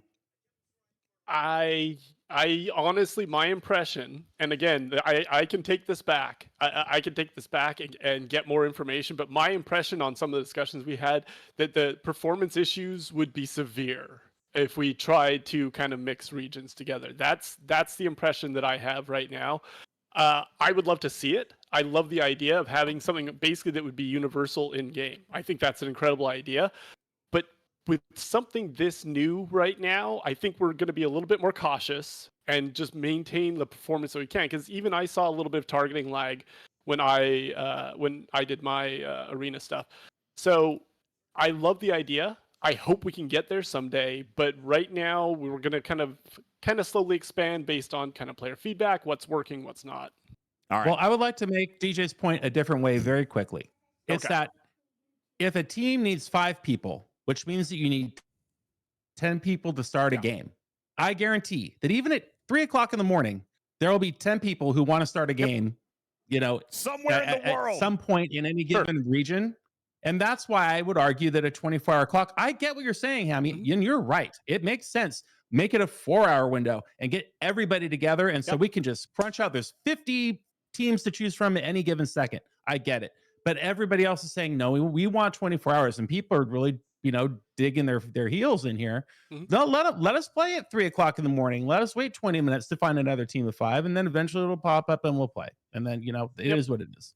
I agree. I agree that it would make matching up with other players way easier and way quicker. But that and just kind of pivoting a little bit. This was actually the amount of players was also the number one piece of feedback that we got. Actually, number 2, maybe after kind of the ops banding. And that is also like a conversation that is being had about whether or not we can reduce the number of players so it makes matchmaking kind of easy for everybody. And I think that in the short term will if we're able to do that, that will be pretty helpful to getting people into matches much faster than waiting for 5 people. Because on my server, I think it took about 10 minutes, 10 or 15 minutes to find 5 people to do one. So Bonus points if you let us pick. So let us pick a 3v3 or a 1v1. Let us pick. Are you suggesting that Scopely is actively investigating or having the conversation about shrinking the team size? Is that what you're suggesting? All right. Yeah. One of the I just want to say one of the great things about working with the team on this one is they've been very flexible. They've been in constant contact with the CMs off of Discord and my team. Like they've been in touch and they're listening. We will have some updates to the next run. I'm dying to kind of get those announcements out, and they're at like 99%, but they're not at 100% yet. And I can't really say anything until we're at 100%. But I will say I'm optimistic for the next run. Let me ask this question also, because I see this in the chat. This was not necessarily one of my top suggestions, but I do see it coming repeatedly in the chat, which would be to allow a team to enter an arena with their own handicap, as in let them enter with a shortage of players, right? Like, that's not bad. I mean, yeah. Now, just as an FYI, okay, knowing what the matchmaking formula is, that could be detrimental, okay? Yeah. But if that matchmaking formula was tweaked around a little bit, then it probably could have, it could probably be overcome if somebody wanted to enter an arena down one player. What are the ideas that are being tossed around? And that might be a slightly unfair question, but maybe just yes or no. Are we talking about shrinking the team size? Like you said, yes, we're talking about shrinking the team size. Yep. Are we? There's discussions definitely happening about that. Are we talking about the +7, -7 ops level thing? That not so much. That is something else that was one of the main things we brought up but we had a lot of different issues from different ops levels. So like you said, I think 46 and below were feeling like they were going up against low 50s. We had upper 60s going up against low 50s too. And I also heard from a lot of like very kind of high ops players that they couldn't find anybody else. So I think there are a number of solutions to that. One would be kind of lowering from 5 to a different number. I think that would help right there. But if with it at 7 right now, we heard players were getting just like massacred by higher ops, right? So I guess if we tried to narrow it, that would work, but then that would make things even worse for the higher level players. Right. So we have to find that balance between ops. I don't know if 7 is perfect. We'll see how the next run goes, but it's really kind of tricky because we like I said before, we want everybody to experience this.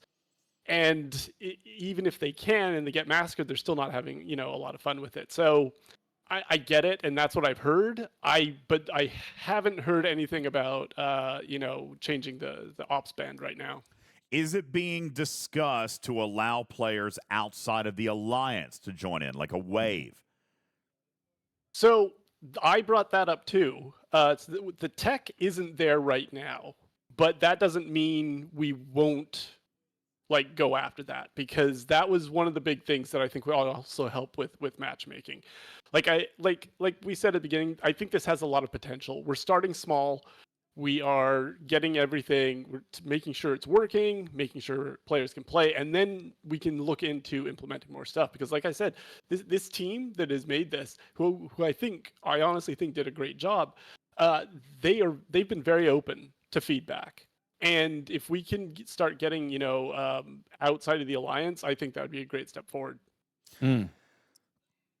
Well, I see this sentiment in chat, and I'm going to relay it, even though I don't entirely share it, Hammy. Yeah. But I don't entirely share it, but there's a part of me that mentioned this to you earlier today. It seems like some of these ideas should have been hashed out before it went live. Now, again, just like with tournaments, I feel like Arenas has a super solid core. I think this is a great mechanic, honestly, as a general mechanic. But there are some very significant pain points here, and I'm surprised that Scopely went forward and launched a product that literally prohibited players from being able to engage, especially, and this is going to sound whaley, I don't mean for it to be, but especially your big spenders. Why limit them from being able to play? That just seems absurd in my mind.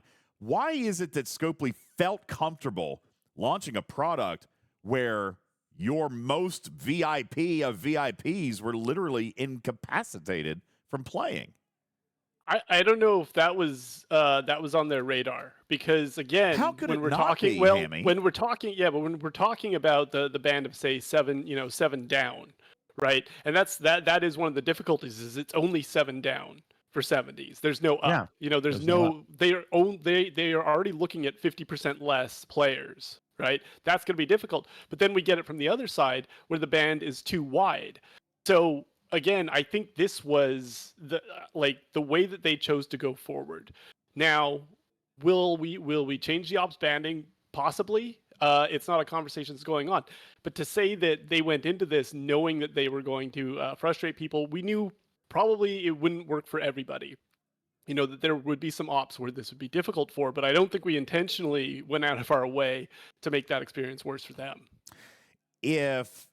And with all fairness, I mean, if somebody that's an easy metric to check, right? Like, how many 70s don't have 4 other 64 pluses in their alliance? I mean, surely there was a report we could have run for something like that. I mean, it just seems to me like that is something that should have been thought about before the feature launch, because in your G6 community, that was the number one complaint, is that they literally could not play. Look in the chat right now. General Arc, Omicron, Jonathan Ingram. I mean, all these people who are listening to the show saying we wanted to be able to play, and they literally couldn't. And I hear that. And I guess one of the solutions, well, I think there's 2 solutions. There's one, because I don't think we can extend bans for ops specifically. Like, maybe if we could move ops 70s to 10 down instead of 7, but everybody else stays at 7, or everybody else goes to 5. But that's the thing, as soon as we start spanning it for everybody else, then other ops start having a bad experience too. The other thing is that if we do change, I think one of the things that will help this is if we're able to change to a smaller number of players engaging. Because if you're op 70 and you need 4 other people, that will be difficult. You get it down, maybe 4 or 3 or whatever. That's going to make things, I think, easier for them to match up and actually play. I completely agree with that. Mathematically, I agree. Sorry, Griffin, go ahead. The banding is only going to get more and more complaints as we increase the band. Yep. For obvious reasons. Yep. The low hanging fruit here is try it again with smaller teams, and that helps the people who are in that 65 to 70 and 40 to 46, because they will have fewer. And this is why, and people think I'm crazy, but I think I see the benefit of even a 1v1 mechanic here, because that gives you the opportunity to participate no matter what. That being said, the smaller your team size goes as an option, I think the more positive engagement you're going to get from anybody at any ops level, and it really keeps people in that tighter knit group. And I think that takes care of it all. Yeah, I get what you're saying right there. I'm not really in favor of a 1v1. I like having my alliance mates in there was a blast. Someone would be taking out the PvPing. I was doing a lot of PvE until it flipped, and then someone's running an armada. We weren't over voice chat or anything. We just kind of coordinated and we did our own thing. And I liked having more people there than less. I think we could do it 1v1, but I think it would take a lot of the fun out of it. As would opening it up to the entire server for participation. This is such a strategy-based mechanic, and that's what everybody is missing here who complains too heavily about the banding. Oh, the banding problem, the banding problem. I guarantee you it is 80% your strategy going into how you participate in this feature and 20% what ops level all the ships are. Because I watched people that should have been slaughtered win because they had the better strategy and they knew how to go after those armadas, and they have better teamwork with speed versus armadas versus playing defense and splatting against the 70 shield until they just, so it's you guys, I promise you, it's less about the banding and it's more about being able to communicate with your team and walk into an arena with an actual plan. That's how you win arenas. So I actually agree with Griffin in that regard. We demonstrated that on stream. Like, there was a team where we would have been favored just straight up by ops, and they beat us. And then there was a team of multiple high G6 players, I think with a 70 or 67s or something like that, that we came this close to beating. We still lost, but I mean, we were within 20 points. So I agree that strategy means everything in this feature. I also agree that this is what I'm saying. There's pockets of the community here that are complaining. You've got one pocket of the community complaining about banding because they can't play, right? But then there's another pocket of the community that is very upset about the matchmaking because they felt like they got steamrolled. And so Raw Lord says bigger ships will always beat smaller ships. And you know what, Raw Lord? Well, yes. Heads up. A more powerful player will always, but that's not what this feature is about. It's not about, nose-to-nose combat. It's about strategy. It's about avoidance. It's about timing. Okay? There's skill. I feel like there's not a lot in STFC that requires skill. Like, we've gotten away from that. Steven Zarin will remember there was skill involved in separatist bosses. There was skill involved in armadas at war. Okay? There was skill involved. There hasn't been skill involved in this game in a very long time. There is skill involved in arena tournaments, and we're going to talk more about that as time goes on, but that's not the purpose of tonight. I do think that banding is a problem, but I think that banding can be solved if you guys end up shrinking the team size a little bit. I want to address matchmaking here a little bit. Without revealing the formula, people have been asking what the formula is for matchmaking and why a 57 is going up against a 53. I'm not going to give you the exact math, but Hammy, there's a couple of things, and it's going to make sense. Obviously, your starter, right? That is factor number one. Okay? If somebody has an Ops 52 that starts as compared to an Ops 60 that starts, okay, that's going to matter. People have suggested that averages need to come into play. Well, they do, okay? So if you have a team of 4 55s and then a 70, okay, that's going to make your matchmaking less than desirable. Okay? Now, by the way, Scopely hasn't made this easy because they require 5 people on at the exact same time. Okay? So Berlin says that's impossible, and thus that is the situation that we're in. Now, by the way, I'm not saying that it's a mathematical constraint, but there's about 5 or 6 calculations that happen, and then a number is spit out. And then they run the same calculations with all the other teams in the queue, and they try to find the number that's closest to one another. Average is a part of that. So when you have 4 50s and a 65 in there, well, that couldn't happen, but let's say 3 50s, a 57, and a 62. Well, guess what? The 50s are going to get steamrolled. They're going to have a very bad day because they're at the bottom of that average. Okay? Now, whether or not the starter is a mechanic there, okay, just because that's the focal point of 7+ and 7 down. So the starter is a piece of that. But the rest of it is based on ops. And, by the way, you also have arena rank, which, for the purposes of this tournament everybody was at 0. So the only thing that it used was ops. All right. The matchmaking will probably improve slightly over time as rank builds up and people do more with rank. But right now it was only ops because the arena rank was essentially 0 for everybody. And rank is the measurement of your win-loss record, essentially. Is that basically the case? Yeah. Yeah. So that's a big factor. So matchmaking, I think, is less of a problem. And I know people are going to say, well, I was a 50 and I got hit by a 55. I mean, to be perfectly frank, that's a good match, 50 to 55. Like, there's only one generation of ships that separates you. Your PvP is worse than that in the actual game, right? How many level 40s can get smashed by a 62? All of them.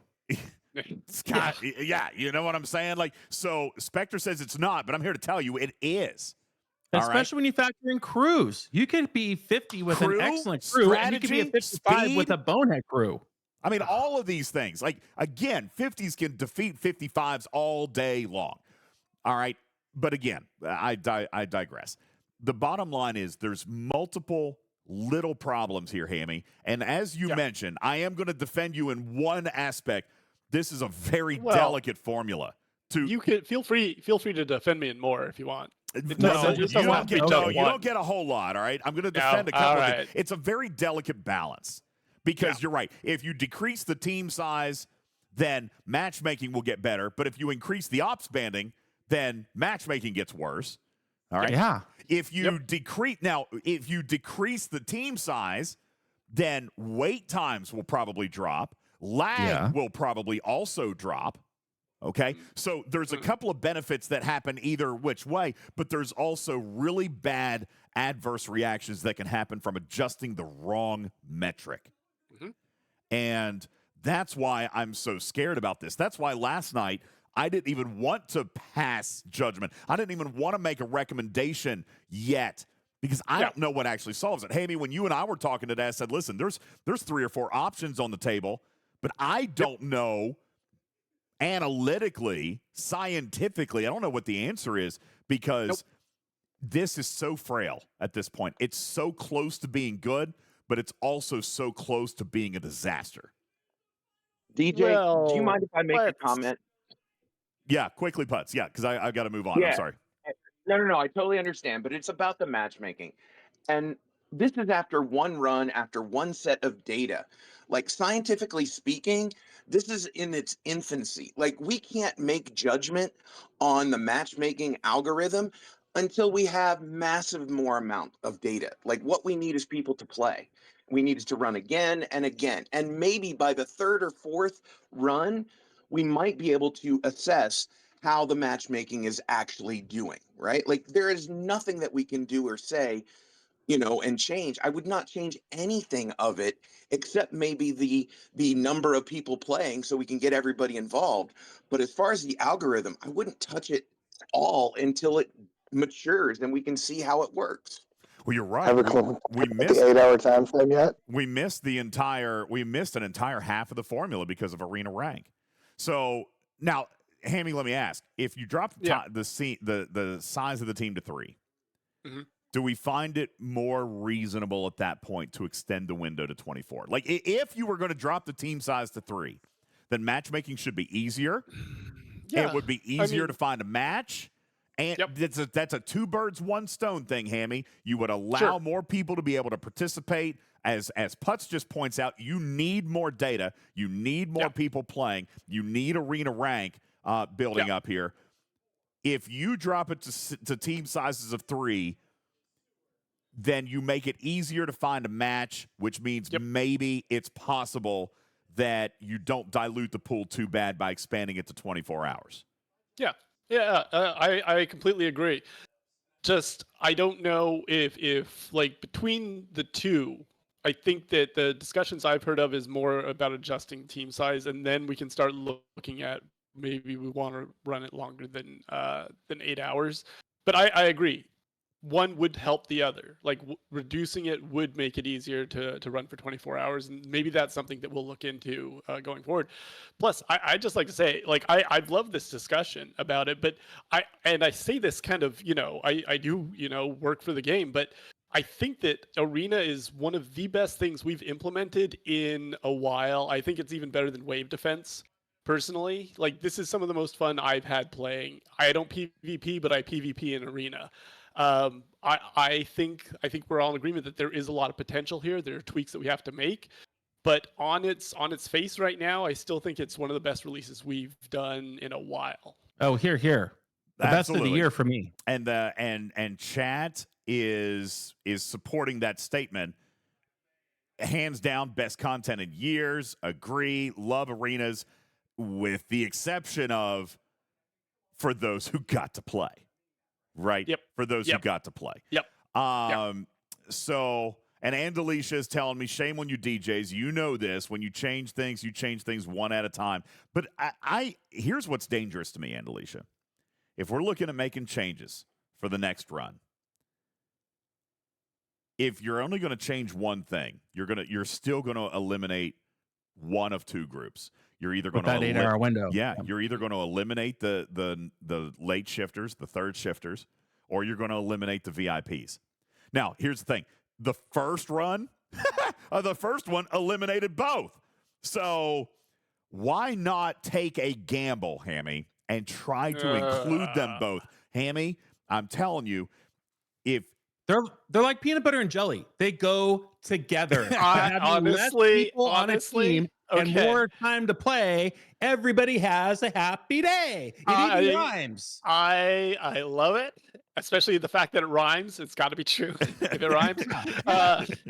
Well, but the thing is, I would rather us cautiously increase, or change or iterate instead of going for big swings that may disrupt things, may make everything worse. Like right now, like in my experience, I experience a little, like I said, a little bit of targeting lag, but I don't want us to do anything that would increase that lag. Like we don't know how it would impact if we do run for 24 hours straight. So I want us, we are open to making changes as we go forward. I just don't think we should rush too fast because this is, like I said, this is it's pretty awesome. Let's nurture it slowly. Let's let's not rush. Let's not, I understand, Hammy, but in the meantime, you've got what you're heralding as the best feature in years. Probably. And you've got two distinct groups of players who want to play. Yes. And you're telling them no. That's not what. Who said that? Your game mechanics have said that. I don't think so. Actual mechanics have said that. You didn't say no. You just said not yet. Because you want to take one thing at a time, which we respectfully, two of the three of us here on screen do not agree with that. However, I do understand why you do want to try one thing at a time. Many people in the chat are saying trying one thing at a time. Everybody knows. See, that's a fallacy. Everybody knows. Who cares?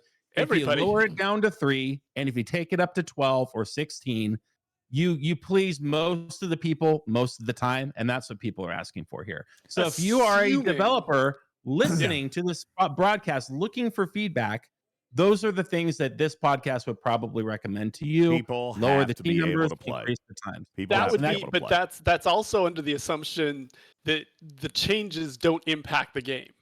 Like I understand why you're afraid of that. That's the big thing that we're concerned about. We don't want performance to degrade, further than it already is. Because I did see a lot of reports of lag. There's a lot of players that was experiencing that already. I don't know if making those two changes at the exact same time is something that we want to do right now. Just to keep it not for no, that's performance not issues. yet. You're saying not yet. One thing at a time. It's not no, it's not yet. Okay, if that's how it works out, we understand why. I will say possibly not yet. How about All right. that? I fundamentally disagree with that statement, but we will move forward. Let's talk about the what is the name of this silly ship this month? The Vindicator. Vindicator. Let's talk about the Vindicator. All right. The tank ship. Okay. Yeah. Who is it supposed to be for? Well, currently, I think this is for players who are probably low 60s and down. Only I say this only because I've talked to some of the people who are in upper 60s, and they don't really need a lot of support for armadas as it stands. However, I think there are some of the lower ops that do need this extra help with armadas still, with solo armadas, with regular armadas. So I think that ship is out there for them.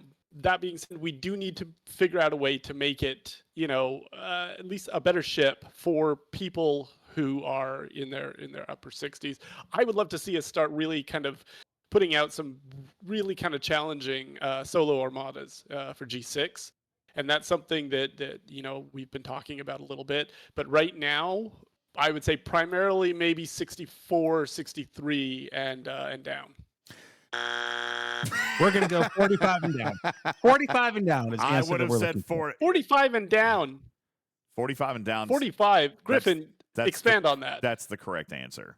If you have a rare G4 ship that's decently leveled or up, you have absolutely no problem hitting an armada of your level in the game as it currently sits with, all the bloat and the and all the things that we have. I mean, 3 years But ago, G4 can also now hit G5 armadas.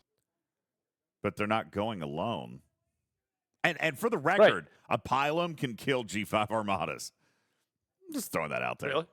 Yeah, of course they can. Because of the power creep and the bloat and the research bloat. I mean, you guys, listen, 3 years ago, probably not, but today, I mean, guys, you build a ship. How many dozens of millions of power is your old G3 Enterprise now? Oh, like 14 million. 14 million. You guys remember when it was less than a million? 8 million. Yeah. That's when we needed the ship. The concept is great. It's just that it solves the problem that many players don't have at this point in time. Hammy, to your point, if there are better solo armadas made that are not as squishy for everybody to participate in, and like we're dying and we need help, then this ship is going to be great for that. We just need that to exist in the game, and we need it to pay a whole lot more than what we're getting now from the current armadas. Is pro tip.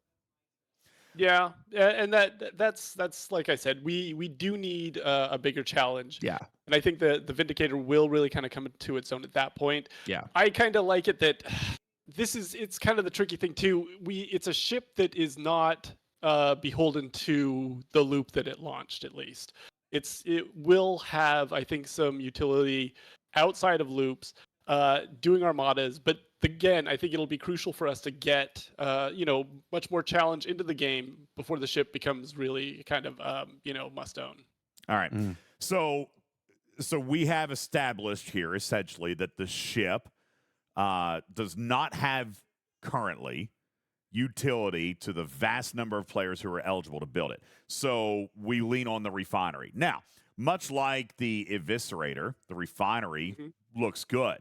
For most players, I would imagine the refinery is still not good for late G6 players because all the content has already been made available for sale for those players. The officers have probably been maxed in a lot of cases.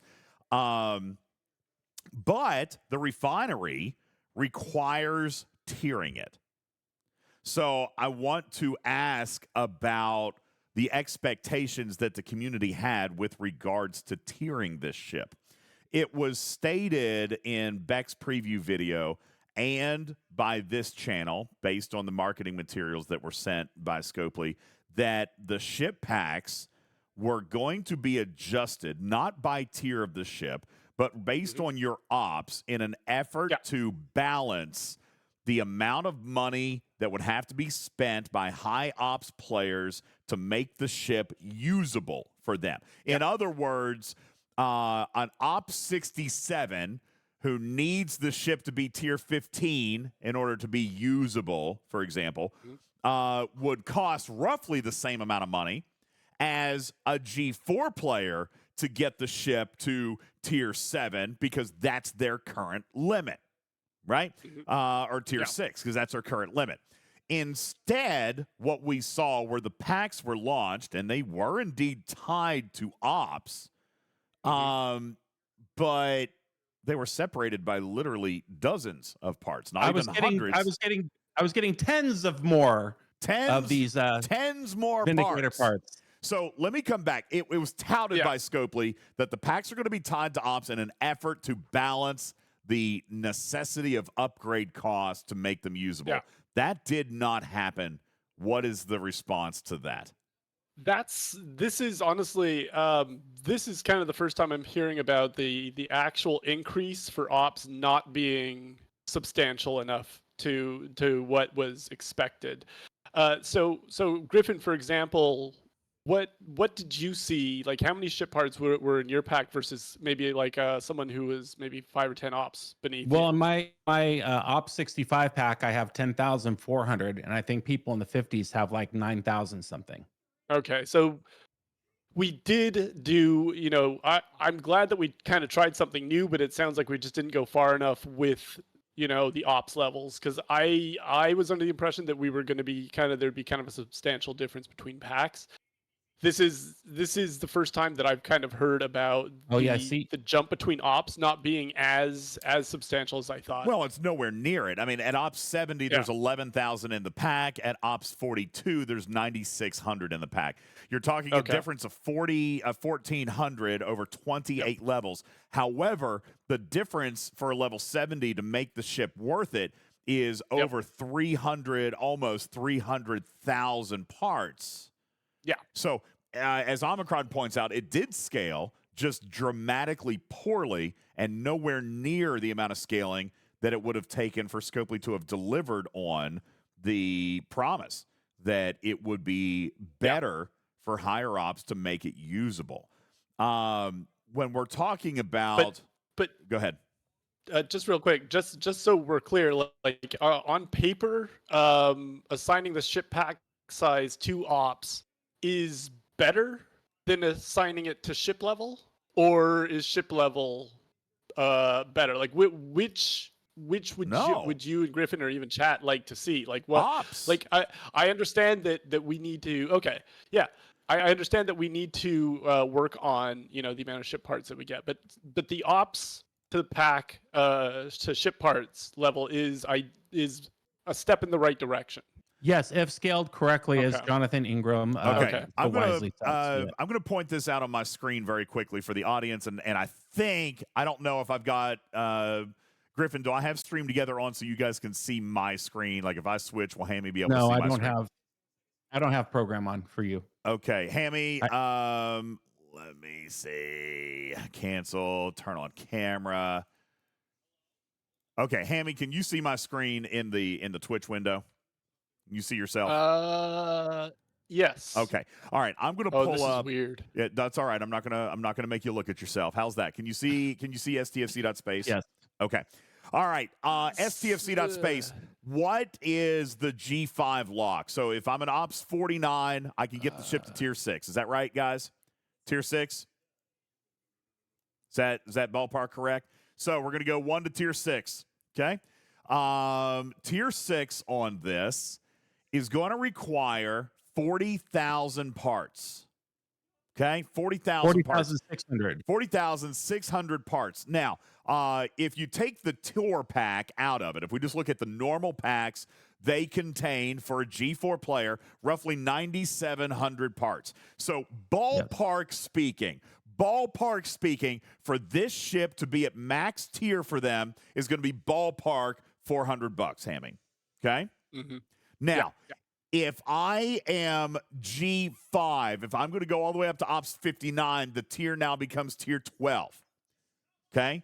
Tier 12. I now need 171,000 parts. That's an increase of 130,000 parts. But you guys increased the cost in my parts by 600. Okay? Which now means that I have to spend $1,600 to get the ship to a usable tier. Let's take a look at, God forbid, G6 players. No, I can't. My heart can't handle it. My wallet's crying. Let's just say, let's not even max the ship. Let's just say early G6, tier 16. Okay? I even say tier 15 just to help you guys. Okay? 263,000 parts. Jonathan Ingram has 11,000 in his pack, which means that the ship cost to make it relevant to an ops Like 24 packs. is $2,400. And so, and just to be clear, when you're talking about, I'm getting kind of weird echo again. Yeah, sorry. I'll fix it. Yeah. So, sorry, I lost my train of thought. But just to be clear, when we're talking about the tier that players need to get up to before it's usable, we're talking about warp range specifically. Well, warp range is certainly that, but also combat skills. But yes, warp range. I mean, just to make it available to get to the systems where we can even use it. And that is exactly what I've been hearing from a lot of the higher ops players from just this discussion. I can say that the team has been paying close attention to this. With the understanding that warp range was the primary reason why they needed to tier up as high as they go. I can't really say much more than that, but I do understand. It's not just warp range. I know it's not just warp range. It's also the capability of the ship. Yeah. Sure. But I think warp range was the number one reason that I had heard. If there's more than that, like combat capability, because I don't know if they're going to be getting it for the combat capability. Also, I think warp range, they have to get there first, right? That is going to be number one. Other things down the line we can look at, but I can say the team is watching these conversations and they're paying attention. There is discussions going on about this. I wish I had more to give you at this point. I really tried to get more info. But for now, that's about the best I can do. I am, however, going to go and take back kind of the feedback about the pack size increase for ops. I had no idea it was actually that little between ops. That's not something I had heard in any of the feedback on official Discord. So that I'm definitely going to go back. Jokingly, I'm going to point that out because most people probably didn't buy the ship. All right. I mean, I'm going to jokingly say no one bothered to look at it because no one's willing to pay for the ship. All right. That being said, it was a statement made by Scopely that the packs were scaling by ops, which I suppose is factually true. Well, they are. But factually true. But the reason for it was to offer a better progression to make the ship usable for higher ops level players, and that assuredly did not happen. So I think that is also a little bit of a problem there when it came to the expectations. Now, Hammy, I don't want to spend the entire time beating you up. I think that that there were a couple of problems that definitely needed addressed by the community, and there's some frustration surrounding this ship, and then, of course, with Arenas. Arenas was a very hot and cold thing. People either loved it or they hated it. For the record, I fell within the bell curve where I was able to play, and I freaking loved it. Okay. I was smiling the whole time. I was smiling a big smile on my face. I had a great time. So I'm going to give you I don't mean to ride the negative Nelly all night. I know that you like to talk about positive things, so I got some of the negative stuff out of the way and wanted to push you towards some of the better things. The last thing that I just need a little bit of an update on, Mirror Universe Waves are doing that crazy blue circle thing. Are we seeing that confirmed? Are we seeing that fixed very soon? Because if I'm not mistaken, it was originally announced that was going to come in a patch today. That did not happen. I don't know where the comms came from, where it was coming out today. You're not the first person that's told me that that specific fix was coming today. I can say that it's coming this week. Okay. This has been something that I've seen a lot of feedback about, and the CM team have been really kind of pushing for this. So the fix is coming this week, and we're also working on a comp chest for the issue because it really did impact a lot of players' ability to do. Mirror Universe Wave. Can we? I'm gonna greedily ask. Can we get part of that comp now? I'm out of credits, man. I use my Mirror Universe wave credits, and I have none. There needs to be about 100,000 of those deposited as a down payment. Listen to you. Don't even hold answer that. Hold on. I don't. No. Let's do. I didn't really come here prepared to with a comp for you. Hold on. That wasn't. Do you? I didn't think that was going to Griffin. be. Do you think 100,000 is out of the question? 100,000 is 20 waves. It's been down for 2 weeks. Well, a week and a half. It's been down for a week and a half, dude. That's only 20. We're talking 20 waves. A week. Not acceptable, but it's a week, not a week and a half. Okay, fine. Then 100. Then 75. Wait, you started at 2 weeks. Why did you start there? Why didn't you just go with it's been broken for 2 months? Because I can't count. Well, by that logic, I can't wait to see what my Mantis comp is going to be when that comes through. Yeah, Hammy, where's the damn Mantis comp, huh? Where's the Mantis comp? All right, it's been years. It's been years since we've been able to play in a Mirror Universe wave. My God. I regret introducing this line of the conversation. I will withdraw said comment. I'm withdrawing said comment.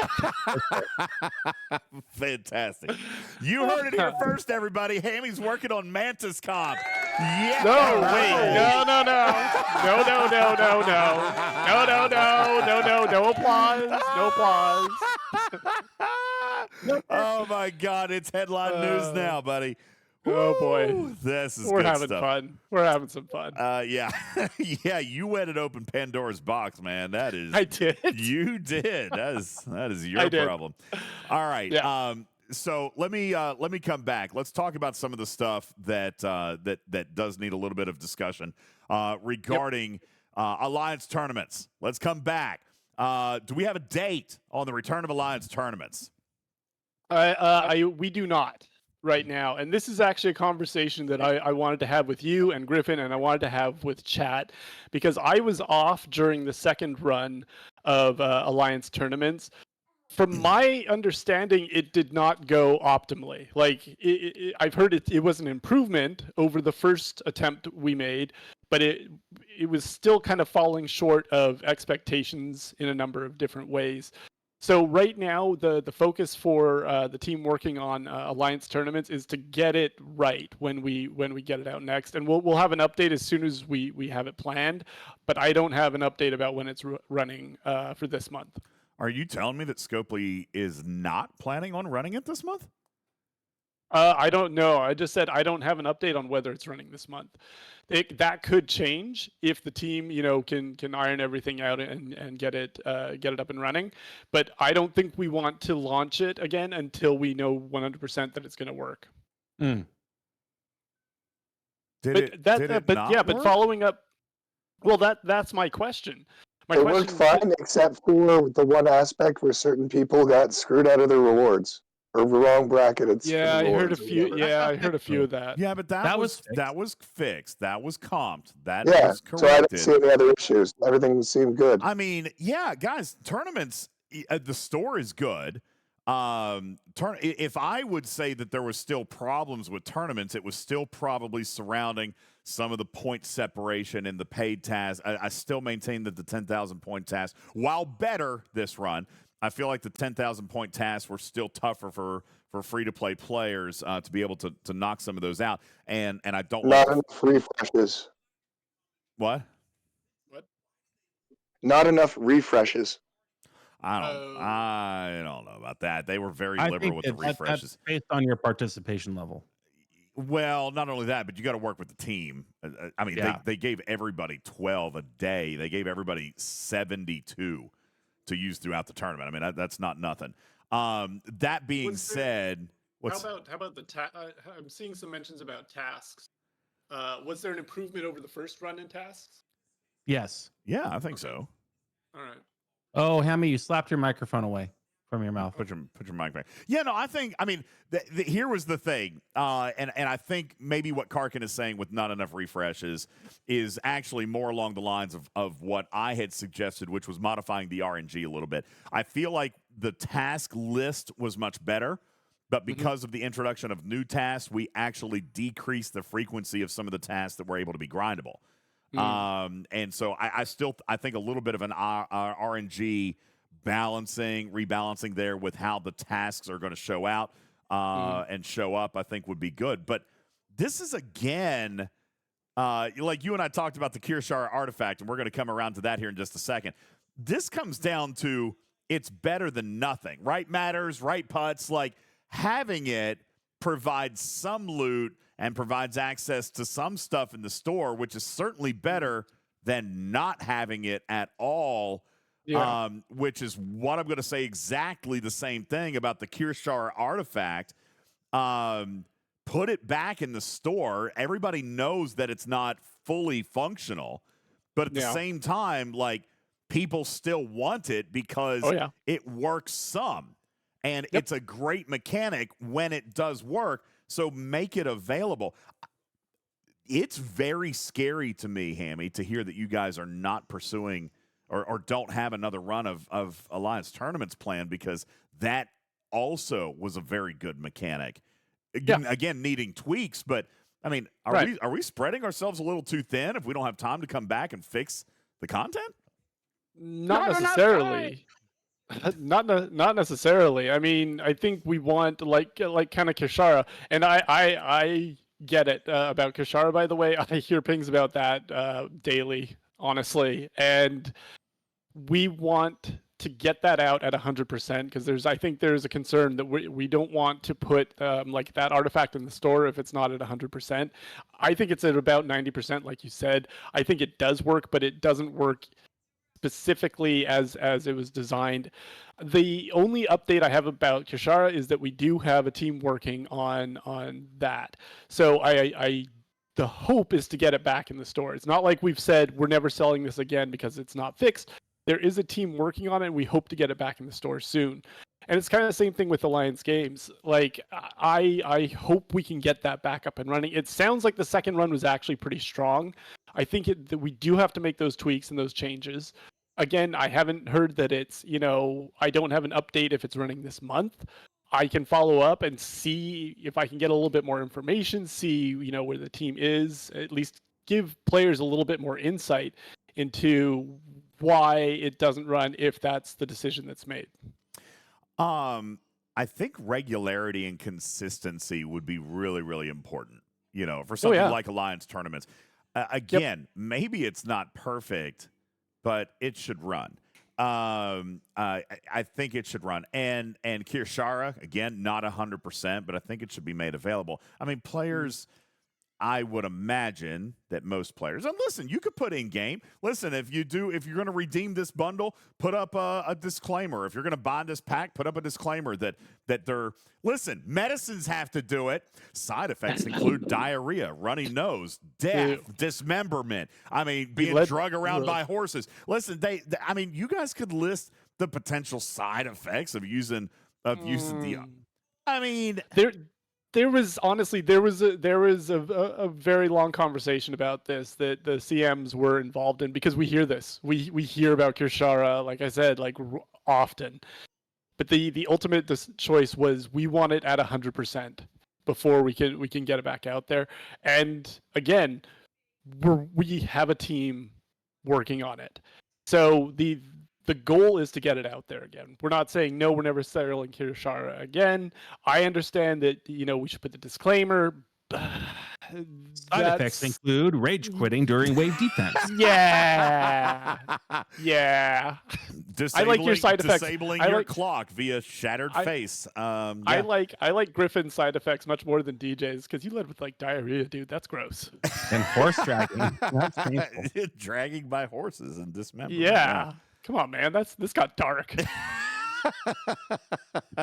All right. Well, sorry, didn't mean to transition into another pain point. I thought Alliance tournaments would be a positive point for you to come out with and say, hey, yeah, no worries. We like this feature and it's coming on this date. What about Galaxy Invasion? Dare I ask? Nope, I can confirm that one is coming back. It will be running on October 22nd. There you go. Great. Finally. Hey, look there, Raj. You finally got a piece of new, never before released information. There you go. October 22nd. We got there. We got it. We did it. We got there an hour in. Let's talk very briefly about territory reset. Given the fact that you guys are getting ready to start a new territory season pass, but there's also server mergers announced, I believe, right? Yeah, I'm getting merged. Are Holy you crap. really? You're getting getting server merged. merged? So I'm getting server merged. oh, nice. Very good. So obviously we can't start a new territory season pass before the mergers, which is going to put the season pass starting a little bit later. Are we looking at a date in the calendar for the start of the next territory pass? And obviously it is after the merge.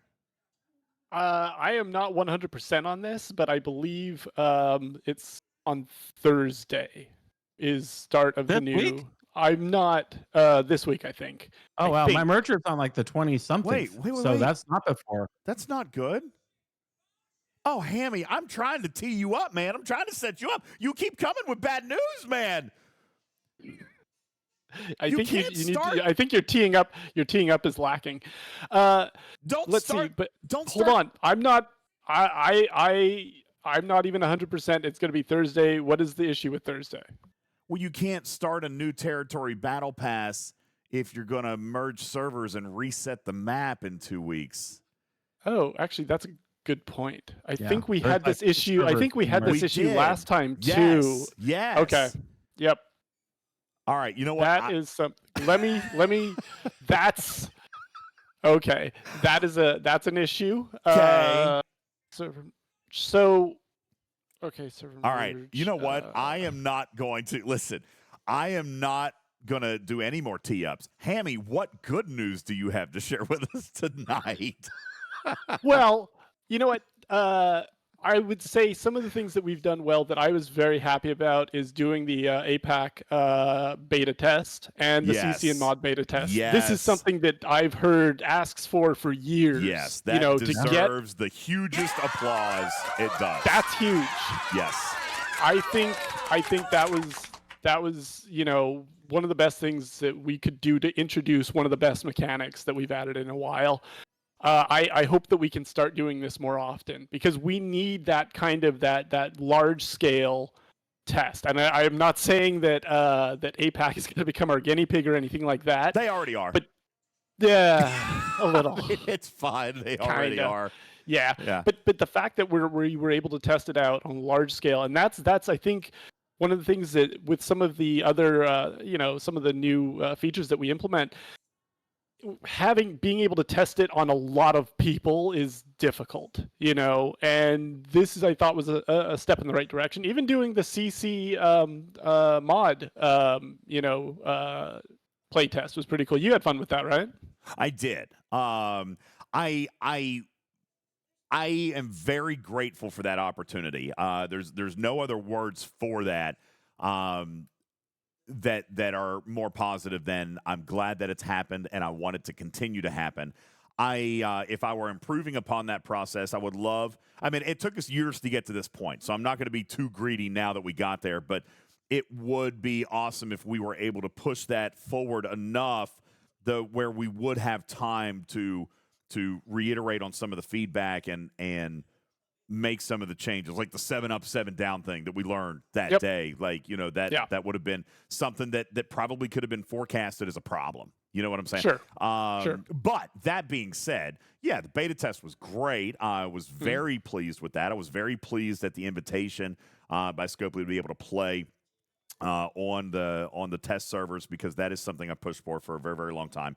So that in and of itself is a huge victory, and I personally am grateful for that. And I know that a lot of our viewers probably are, even though they might be fussy about other things, they are, because that gave us a peek into how it was going to work. It allowed, it was just as good as, or not better than a preview that Beck gives us with gameplay, because we were able to start analyzing and formulating a strategy and start thinking about it. So yeah, no, I think that was very good. All right. Actually, and that was huge. Yeah, that was very, very that good. reminds me of something that I kind of want to get feedback from chat on this one, because I would like the ability to actually view other people doing the arena. I like my alliance to see them going in, or even just like a matchup, because it's chaos when you're doing it, but being able to actually watch the arena, I would be down for that. Is that something that people would like? Like a spectate mode. Yeah, That's- Yeah, I've heard that'd that. be cool. Talk about that would be good. Yeah. Yep. The other thing that I really want to get into arenas, I don't know if it's possible, is a score breakdown of who's scoring the most, because I don't want to toot my own horn, but I was able to do 2 solo armadas in my first one, and that, putting that many points up there, I felt like a big shot. 50 points For once in my life. Yep. Dang, dude. That's a lot. They're smoking. Good job. How many solos did you do, DJ? Like 20. Dozens. Oh. I thought you were supposed to be teeing me up, DJ. How many did you start, DJ? How many did you finish? It was a big deal for me. I'm still proud of my 2 solo armadas. I am proud of you as well. I am very, very proud of you as well. And I was PvPing too. That's and fair. that's not something I ever do. That's right. Wham would like to point out on Cruzito's behalf, well, at least you were able to play. True. Yeah, I didn't get to play. Got him. All right. Win-loss record would be really, really nice, I think. Oh, yeah. That would be. That'd be something great. Cool. Being able to see some of that stuff, just more information about that, I think would be really nice. You know what? If I am thinking about possible wish lists with regards to Arena, it would also be the ability to choose the team, right? To kick somebody out. If I've heard absolutely that necessary. one too. Yeah. I mean, it's the same thing with any Armada, like just being able to control your team a little bit. Yep. Kick players. Yeah, that's another one. Kick them out. Yep. Whoever even thought better it was that a good they're idea, in our alliance because we can kick our alliance members out. That's even better. Whoever thought it was a good idea to toggle the score versus how many Armada directives you have, and you can only see one of those 2 at the time. That was not great. Stack them on top of each other. Yeah, you can have the points at the top and then the directives right underneath. It's a very small bar, but I do agree. I don't like having to click to see. It would be nice to see both of those, stack them so that we can see. Right. Yeah, that. But I will say, these are minor little things. Super minor little things. They're QOL. Yeah. Yep. I mean, aside from people being able to play. Things like that. That will add little detail. The most, but let's not lose sight of the fact that this is the best feature we've introduced in years. Yeah, I agree with that. I agree with that. All right, I agree with that. Carissa and a lot of people in chat. Until I can actually play. Yeah, there you go. See, when they can actually play, yes. Yeah, when, not if, but when. We're working on it. When this is a long conversation or a long-standing question, but chat. I mean, this is a perfect opportunity for Scopely to have launched a group or party chat. It seems like every feature that comes out that could use a chat, that's always seems to be an afterthought. There has to be at some point a conversation about circling back on that technology, party chat, group chat. Is that something that has been discussed at some point? I haven't heard anything about that, primarily because I think most of our players use Discord right now. If we didn't have something like Discord where players can kind of coordinate over voice, I think there'd be more incentive for us to add like group chat or party chat. I think I'd be down to have it. I haven't heard any updates about it. Why don't you? Here's what you do. Here's your promotion. Go to work tomorrow and say, I've got this great idea. It's called 1-900 Scopely. For $2.99 a minute, players can call the 1-900 number and be connected to their party chat and participate that way. That sounds worse than a Prime. It's way worse than a Prime. Let me. You know what? I'm going to write that down. 1-900 Scopely. Jesus. I mean, if we're gonna go to Discord, you might as well monetize it. Don't give Discord the bump. Yeah. Unbelievable. Yeah. Oh, goodness gracious. All right. Hey, let's check the list here. Just real quick, Griffin, that was a really good call that Scopely is actually 7 digits. So it actually works as a real phone number. That's pretty good. I've been waiting for the. You guys actually already own 1-800 Scopely. You know that, right? No, I had no clue. Oh, see, it's even better. No, we don't. Not 1-800. This is a 900 number, DJ. Yeah, this is 900. This is completely different. Completely different. Come By on, the man. way, before anybody calls that, I have no idea if they actually own that. I just said that just to see if he knew. Yeah, no idea. So I have kind of a controversial topic that we added. Wait, that what? I personally like it, but I have heard a lot of feedback that players are not a big fan, and that's the claim all on the dailies. Well, yeah, because you still haven't taken out the stupid negative rep from the game. Oh, that I is know. completely I know. outdated. And if I there know. were no It negative is. rep, it'd be great. Yep. But there Take is out- negative rep. Take out negative rep. Yeah. Because That would be our Christmas present from Scopely. I That would would wait be until awesome. December. And if the December pack had a free, like, click this for free and negative rep goes away forever, Merry Christmas, you would be the greatest company of all. That'd be well wishes personified. Yep, I agree. So we like it. The thing that I would like to see us add at some point is maybe a toggle for now. Yes. Yeah. Yeah, Turn it on, checkbox. turn it off. Yep. Yep. That's what I'm gonna aim for. Let me ask a silly question. Do you find it in any way discouraging that all the new things that Scopely launches for QOL, players ask for ways to turn them off? Does it not indicate that you guys might be looking in the wrong direction? It doesn't bode well. It's not about turning them off. Yeah, I mean, could we maybe, look in the right direction? This is the It's really just to be able to select which ones do we want to add into the claim all. If we just had like on the side of the scroll box of the dailies, a little tick box, I want to claim that one, that one, that one, that one, that one. And every time I hit the claim all button, it'll claim all those. Me personally, I love the claim all, but I'm not currently working on rep. I use it every single day. It does save me time. I like it. I'm happy it's there. I'm happy it's there, but I do understand why some people are fussy with it. A checkbox or I actually, honestly, remove the negative rep. Remove the negative rep, and that solves the problem. Well, and in the dailies, you can leave it everywhere else in the game, but just in the dailies. I mean, they're supposed to be gifts. I know. But though, DJ, it's not just the negative rep. If someone's not wanting the positive rep for a faction, that claim all will still affect that as well. Oh, that's true. So, yeah. Yeah. Putz, are you kidding me right now? Putz just called 1-800-SCOPely.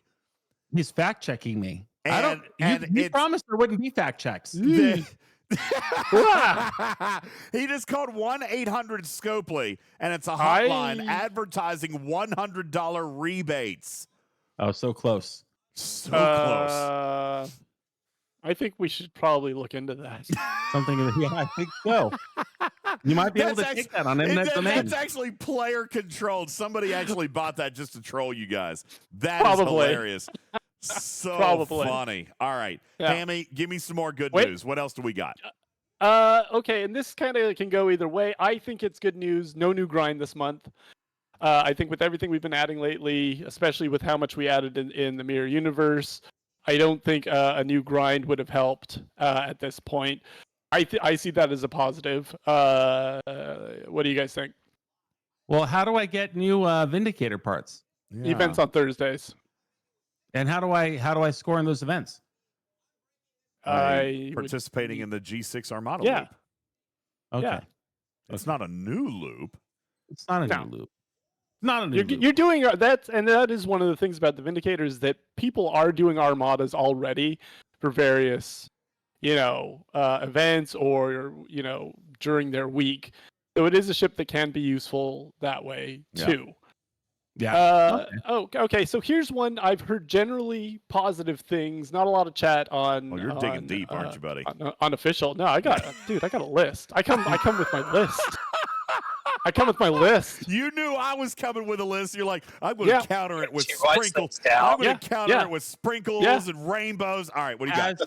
Can I next time I'm on, can we get a graphic that says Hammy's happy time? Because I will make it right now. In the meantime, show us your list. You wonderful man. Show us the list. Next up, I've heard from higher ops that this has been a good thing. The Syndicate expansion. Yeah, I like the Syndicate. Yes, that's good. I haven't experienced it yet, so I don't know. Yeah, I mean, down the line, there's some good stuff. There's some, there's some a pretty good ISO damage and mitigation. Some pretty big damage bonuses down the line. I've heard good things from upper ops players about the expansion. Well, it's nice. Good. Along those Hammy's lines, happy I have time. enjoyed the extra syndicate loot in the events, Yeah. which is helping speed my progress through syndicate. That has been amazing. Like I got 150,000 in that material speed SLB the other day, so that was amazing. Yep. Yeah, I love seeing that too in events. Oh no, you got it. Did you finish it? That was quick. Yeah, it's pretty You should make it a Triple H. Hammy's happy hour. I'm just going to throw it up in here. Don't worry about anything. Happy hour. Should I wait for you to do? Because I got a few more. Oh no, you might as well continue. I mean, it's completely fine. There's Hammy's. There he is. Hammy's. Aw, I love it. This is kind of cute, That's right? so We're just gonna set him right up here in the. I love it. There you go. Hammy's. Wait, it's where's he it's there? Am I looking Hammy's outside? happy time, everybody. Hammy's happy I time. love it. All right. We need to have a song whenever we start this part. Okay, so this is kind of more of a question. I think there's some solid stuff in there. Of course, we do need to, again, it goes back to whether or not players can actually access arenas. I think the arena faction store has some good stuff in there as well. I think that, we've got the premium mirror dust, mirror universe officers, artifacts, and the Terran favors too. I think it's a solid Along faction that store. line. Along that line. No, not that song. Not that song. Oh, no, that's going to be a bugbear me all afternoon now. Yep. That's the theme for Hammy's happy time. No. Get I that veto earworm this. out of here. No, we're not. No. I'm going to be humming that all night now. Yes. DJ, What? you took something beautiful and pure, Yeah. and you And ruined it. delete it. All right. No. Sorry. I'm starting. Okay. I'm As I starting. was going to say. Yeah. Okay. Yeah. Hey, I have a In- good in one the for arena- you. I have a good one for you. DJ, Discord DM. There you go. I have a good one for you. Oh my gosh, that's even better. That is so good. Okay. I've got a good one. Maybe this was already talked about because I wasn't listening while I was looking for the art. Event store You this didn't month. even hear what I said. I said, "Oh yeah, the event store." Event But store. what you missed, if you wanted to circle back around to compliment real fast, is the arena faction store. I think is pretty good. Yeah, Or it's the really, Terran faction store. really It good is- if you it is really if you good. can use it, if you're able to. Oh Lord, here you know, we I mean, go. if you're Come able, on. if you're Yes. able to play in it. I will agree with that. Yeah. Sorry. Yeah. But I was going to say, can we have amounts on those boxes? So like you were saying the premium dust, it has the cost, but how much am I going to get?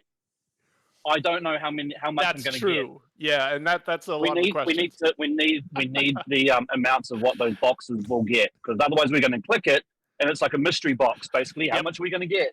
Yep. Yeah, that is something I've actually kind of heard called out as well, because we were kind of initially looking for feedback even before. Okay, I love that. Just leave the song off. Keep that forever. I'm gonna put that on my tombstone. But no, just we don't need the song. We don't need the theme song. We will definitely.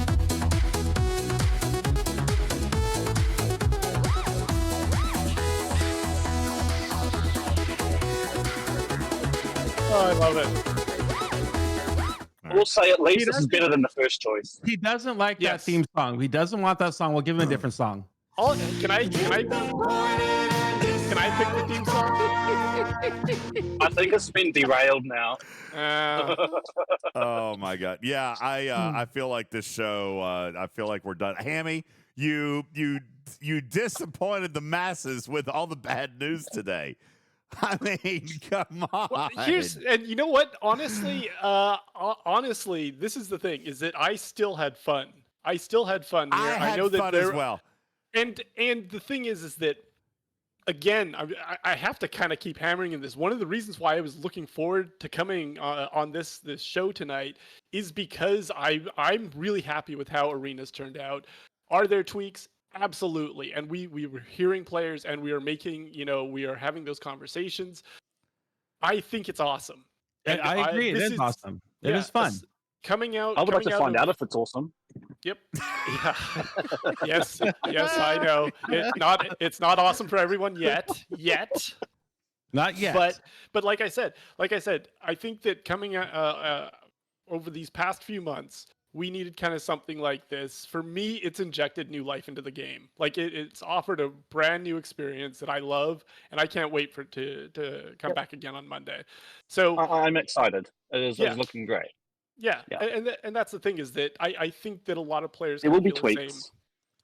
Tweaks are definitely needed, and we're going to continue to iterate to really kind of develop this new tech into something that I think everybody can experience and should experience. So yeah, end of the day, I came with some bad news. I didn't have updates about alliance tournaments or anything like that, but fundamentally this has been a solid month so far.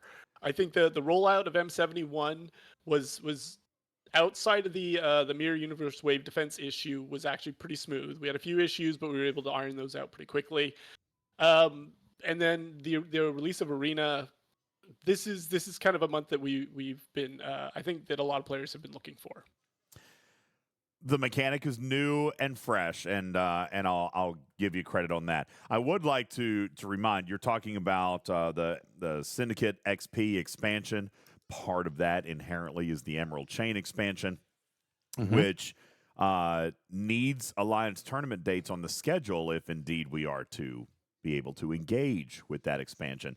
So again, I understand that the feature may not be perfect, but Hammy, with all the love in the world, I'm going to say this to you. If you guys never launched content that wasn't 100%, we wouldn't have anything to do. True. All right. And I don't mean that poking. I'm not saying that I'm saying genuinely, run the tournaments, man. Like, you guys need data. Run the tournaments.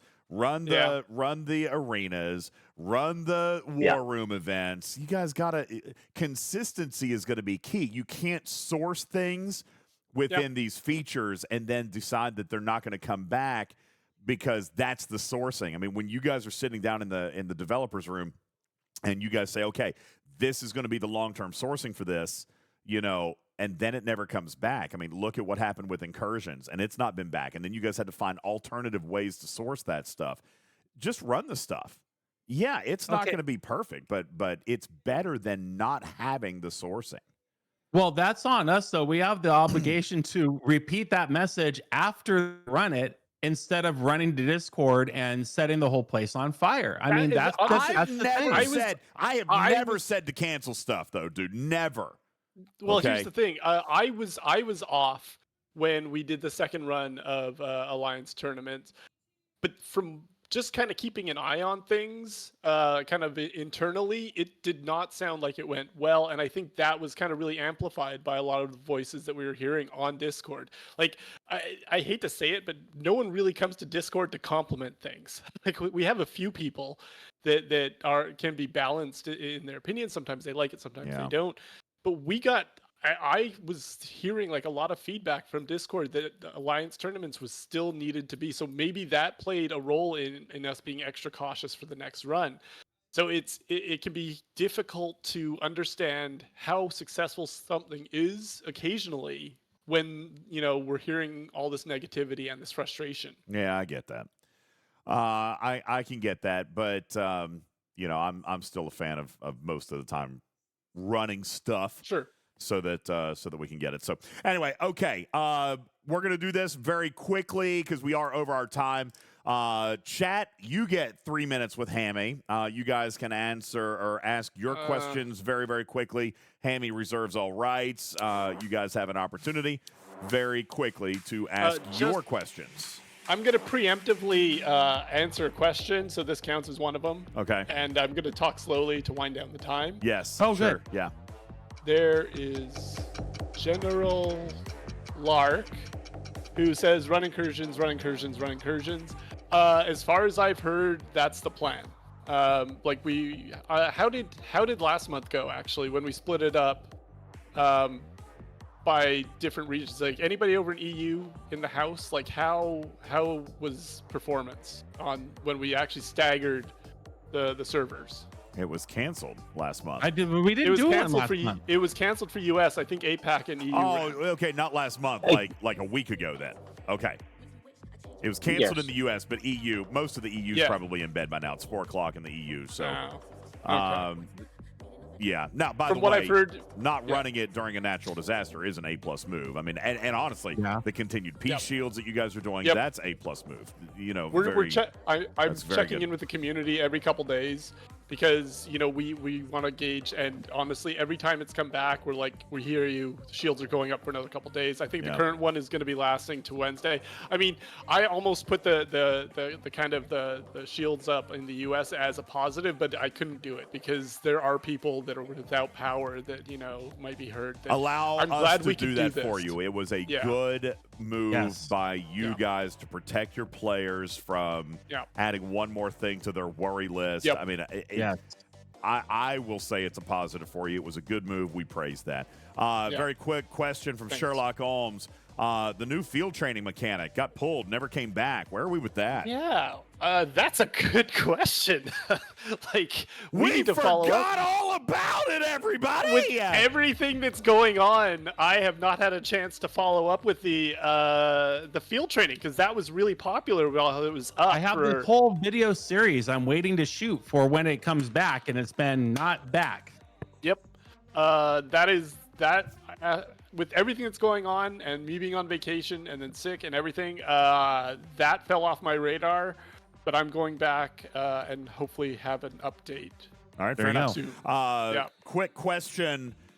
Now, I could be wrong on this, guys, but I've seen multiple people ask about the Lorca efficiency comp. I actually thought that's not come out yet. Okay, I'm wrong then. I could have swore it did. I thought it did.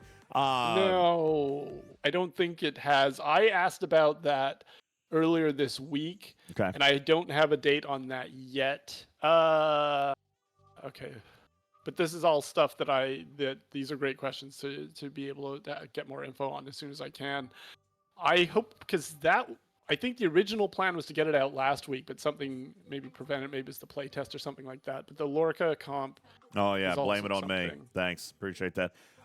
It was specifically the CC mod playtest that threw everything off. Yeah, the one that obviously DJ was demanding. Yeah. I mean, only for 5 years I've demanded it. Any chance of getting the Ferengi whip in the event store? I mean, it's only been a year and a half, dude. It's about time. That is, you know what? I've come here and just shot that down like every time. Yeah. I'm not saying I have confirmation. I'm saying the ice is thawing a little. Oh, good. Like, there's so some teeny tiny movement, little tiny steps. Yes, lots of melting. It's like, but there is like the glaciers are starting to retract. Yeah, a little bit. What they're referring to is that the ice cage that is the heart of the developers who are keeping that feature locked up so tight because it can still make money. Well, they're starting to not make as much money on it anymore, so they're going to start giving it out. No, don't be so cynical. Joking aside, don't be so cynical. It's about daggone time, man. Get it yes, out it there. Is. Yep. What are we talking about? The whip? The whip. Yeah. Yeah, get that whip out there. Come on. Get the whip out. All right. Any other questions? Ooh, General Art, good question. New ship. Probably not new ship parts. You're talking about the what is this tank? Vindicator. Vindicator ship parts in the event store? It's probably a little early for that, isn't it? Yeah, in month 1, I don't think we Protector could go in there though.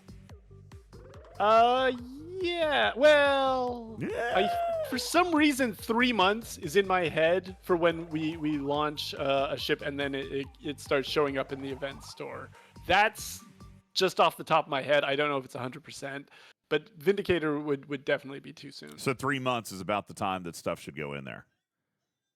I think. Yeah. How about the section? I don't know if that's. Can we look at that's that? just a let me- feeling. Let me go in here and buy my my eviscerator parts in the event store. Oh wait, they're not there either. Oh, the eviscerator. Oh, Viscerator isn't even in there. No, what about the Section 31 refit? Oh, wait, no, that's only 4 years old now, so we probably can't count on that. Oh, dude, there's a meeting.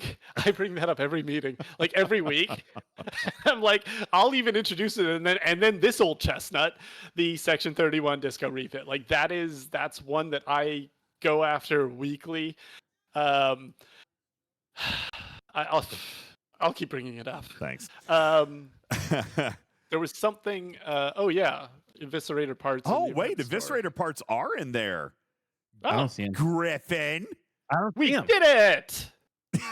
Abby's like, Where? we just turned that on, everybody. Look at that! Winning. Look at this. You mentioned an issue. We got that issue solved. Oh, Just there kidding. they are. They're right there. They weren't there a minute ago. I'm telling you, they're listening. I got them in there. I snapped my Wait, fingers and I'm like, wait. toot sweet. Hold on. Are Chop, there chop. blueprints or are they parts? They're not blueprints. They're only parts. I'm talking about blueprints. Did I He say the wrong whipped it thing? in Well, there. no, blueprints are there. Are they? Maybe there's no blueprints if you already have the ship. Oh, maybe that's what it is. Yeah, that could be it. Okay. Parts are limited to 10 pulls. People are saying that they're okay. Both parts and blueprints are in there. It must be targeted though. If you've already got one, maybe they're not giving you another. Yeah, exactly. Surprised that we didn't have the eviscerator in there yet, because that's been out for a while. Okay. Yeah, I don't see it. Oh Very well. nice.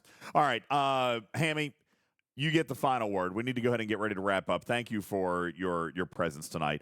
And again, very quickly, thank you for allowing us to start your segment late. I will remind you guys that the QR code is on your screen for this year's Christmas Angel Fund. You guys did a great job tonight. 77% through the first floor of the Christmas Angel Fund. I mean, that's absolutely incredible. $4,629. We've got a lot of work left to do, but you guys had a very, very good start today. Thank you so much. I'd just like to say I would have been fine waiting hours, to come on, because that first part of the show was amazing. And it really kind of reinforces my love of this community. This is why I love what I do. I love being a community manager. I love just kind of hanging out and chatting with players, and to see the generosity and the support for causes like this, it's amazing. Yeah. And I'd like to thank you and Griffin for continuing to do this and putting this together. I think it's fantastic that we have something like this. I'd love to see something more down the line, but I don't know how complicated that would be from our end. But I'm just thankful that you guys are around doing this. I'll tell In fact, you. it's funny you should mention that. Funny you should mention that, because last year Scopely did participate. So I will be sending over your media kit here before too awful long, and we'll look forward to partnering with you guys again this year for the Christmas Angel Fund. Hammy, we do appreciate you being the face of Scopely.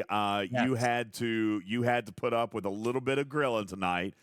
You feeling okay? You all right? Oh, I'm feeling fine. Again, like I get where you're coming from with the tweaks and the frustrations and things like that.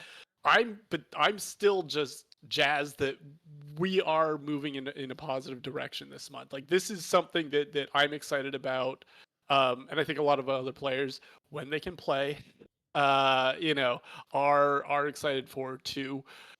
That's kind of why I've had fun tonight. You twisted some of my words, of course, as usual. As usual. What? I didn't know such thing. He's talking to you, not me, pal. What? Yeah, no, Griffin, I have no problem with. I just It's straight DJ. up debated you, man. Like I didn't twist any words. I'm just joking around. But the thing is that I still feel good. I still feel good about this arc and some of the content we're putting out. A lot of the discussion that that we had is tweaks that we can improve it even more, and I hope we can implement those for the next run and keep growing arenas to see where it can go. One last thing. I see you, Wham. You guys stop spamming your chat. Wham is reminding us that Scopely at one point did obligate themselves to frequent quarterly updates for officers and transporter patterns, but we have missed that for the last quarter or two. Maybe that's something we could take back and just say, hey, yeah, quick reminder. The three things that I bring up the most lately are the Section 31 refit, the whip, and transport patterns. So those are definitely on my radar and things that I'm pushing for. I wish I could come back with more results, but I do want to let you know that I have not forgotten about those. Okay, fantastic. I wish you would come on and say, yeah, well, you know, guys, I asked again and they told me to get bent. So we're just going to have to give it a month or two. I don't know. I don't think that's a good approach. Okay. Yeah. Honesty's always the best policy, my friend. All right, Indeed it is. Ladies and gentlemen, he is indeed the community manager and the great face of STFC. He is your beloved Obsidian Hamster. Thank you so much for spending time with us tonight. Thanks, everybody. Thank you, chat. Very lucky. Thank you. I had a lot of fun. I enjoyed, the conversation. And I'm looking forward to next week. Maybe I can stop in next week and see how things are going. We would love that. If any changes. I love talking about this because I love the feature. So thanks for having me. Thanks for all the great questions and the conversation. I've been taking notes as usual, and I'm going to be passing this on, seeing what I can get done. Perhaps we might run across each other. 1-900 Scopely.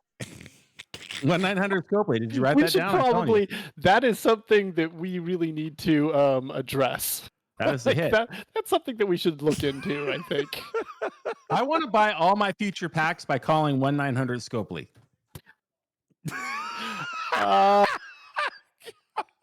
I might have to check with legal on this. Yeah. Rem Mag wants to know when the last time you had your protein powder coffee slurry. Ooh, no one mentioned it. I was sipping on it all show, people. You don't even notice it anymore. Oh, you can't see it. It's not on your camera because I got the camera. So wait, you had coffee slurry in there? You had coffee sludge? Yes, and you know what? I will not be shamed by you, DJ. I will not be coffee protein sludge shamed. I am proud to drink this drink. It's tasty, delicious, and nutritious. And it's good for you. Hey, if you want a link on Arbonne's coffee, which is the best protein coffee, I can hook you up. My girlfriend is like one of the best regional Arbonne sales people. We'll get you a couple boxes. Oh, sounds good. Hey, do you know where the water comes from that you brew your coffee with? Yeah, the aquifer. That's right. Don't answer that, Hammy. Just stare at him with disappointment. I'm so confused, but I feel like I don't want to know. I don't want to know more. It's a trap. You should say goodbye. All right, ladies and gentlemen. Wait. So, yeah, do you want to know where the water comes from? No, but remember what our band name is. Yes. Transatlantic Ocean. Transatlantic Lag. Transatlantic Lag is what we are forming that band, and we are going to play live someday. I call lead singer. I got the keys or the drums. I could do either. Okay, that's great. Oh, DJ, goodness. you're on guitar? Sure. I'll take cymbal. Yeah, give me triangle. I want the triangle or cowbell. No, we'll put. Okay, I want to be cowbell. lead singer, and I want to be on unplugged keyboard, so it looks like I'm playing, but I'm not actually playing. Okay, I'll play the accordion then. Easy. Nice. I thought it'd have cowbell. Cowbell's mine. No, I called the cowbell. All right, guys, we got to take a very quick. Actually, we probably should not take a break. It's the end of the show, and I'm losing all focus here. Ladies and gentlemen, Obsidian Hamster, community manager, STFC. Thank you, buddy. Appreciate you. Have a great night. Thank you. All right. I'm not sure what's actually happening. Are you going to say goodnight? You going to say bye? Why can't we hear him? What did you press? Oh, no. What did I do? Did I mute the whole thing? Did I mute all of them? What is happening? I can't hear either of them. What is actually okay? Bye, guys. See you later. I didn't break anything. Oh no, Griffin, what's wrong? Oh man. You know what? We should probably just end the show. Right here and now, because you know what? This appears to be Discord. Try it now, Griffin. Griffin, try now. Oh no. Yep, lost him. Interpretive dance time. Yeah, we'll end on a high point, Brent. Thank you guys very much. There's nothing else to do. Everything is breaking around here. Thank you guys so very much. My name is Ultimate DJs. This has been a nice night. All right, really appreciate it. Listen, I think this is Discord.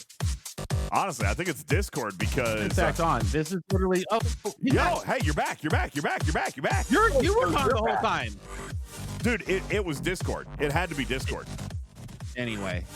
Hammy, what are you playing that song for? Are we done? Yes. Is Hammy still here? No, Hammy's gone. No, he left, man. Okay, He's making a quesadilla.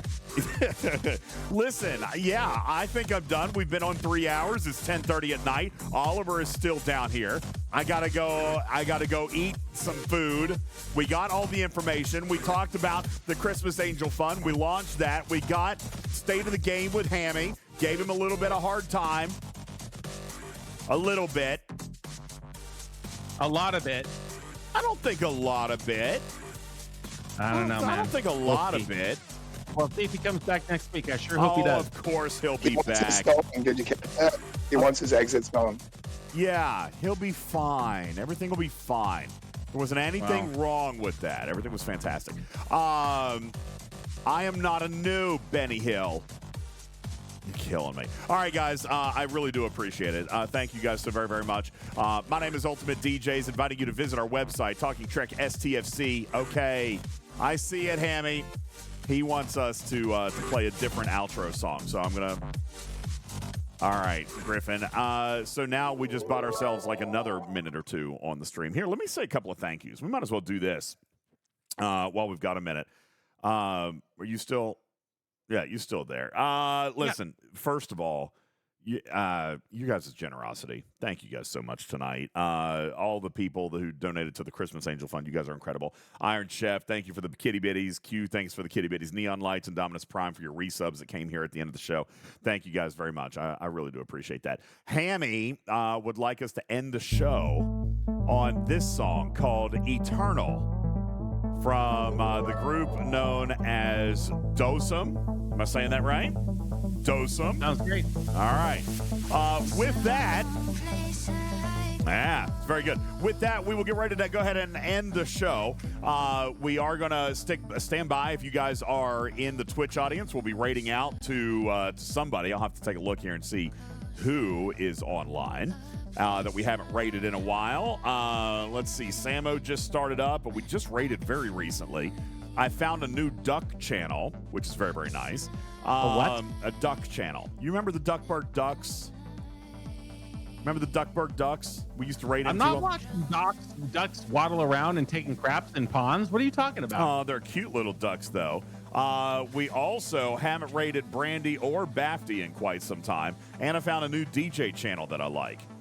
Bafty's playing Silent Hill. Dude, that's a good one. That's a great game. That's been fun to watch. So, you know what? We haven't rated Bafty in weeks. It looks like here it's been almost 30 days. Maybe we should go do that. She's avoiding you for the puzzle stream.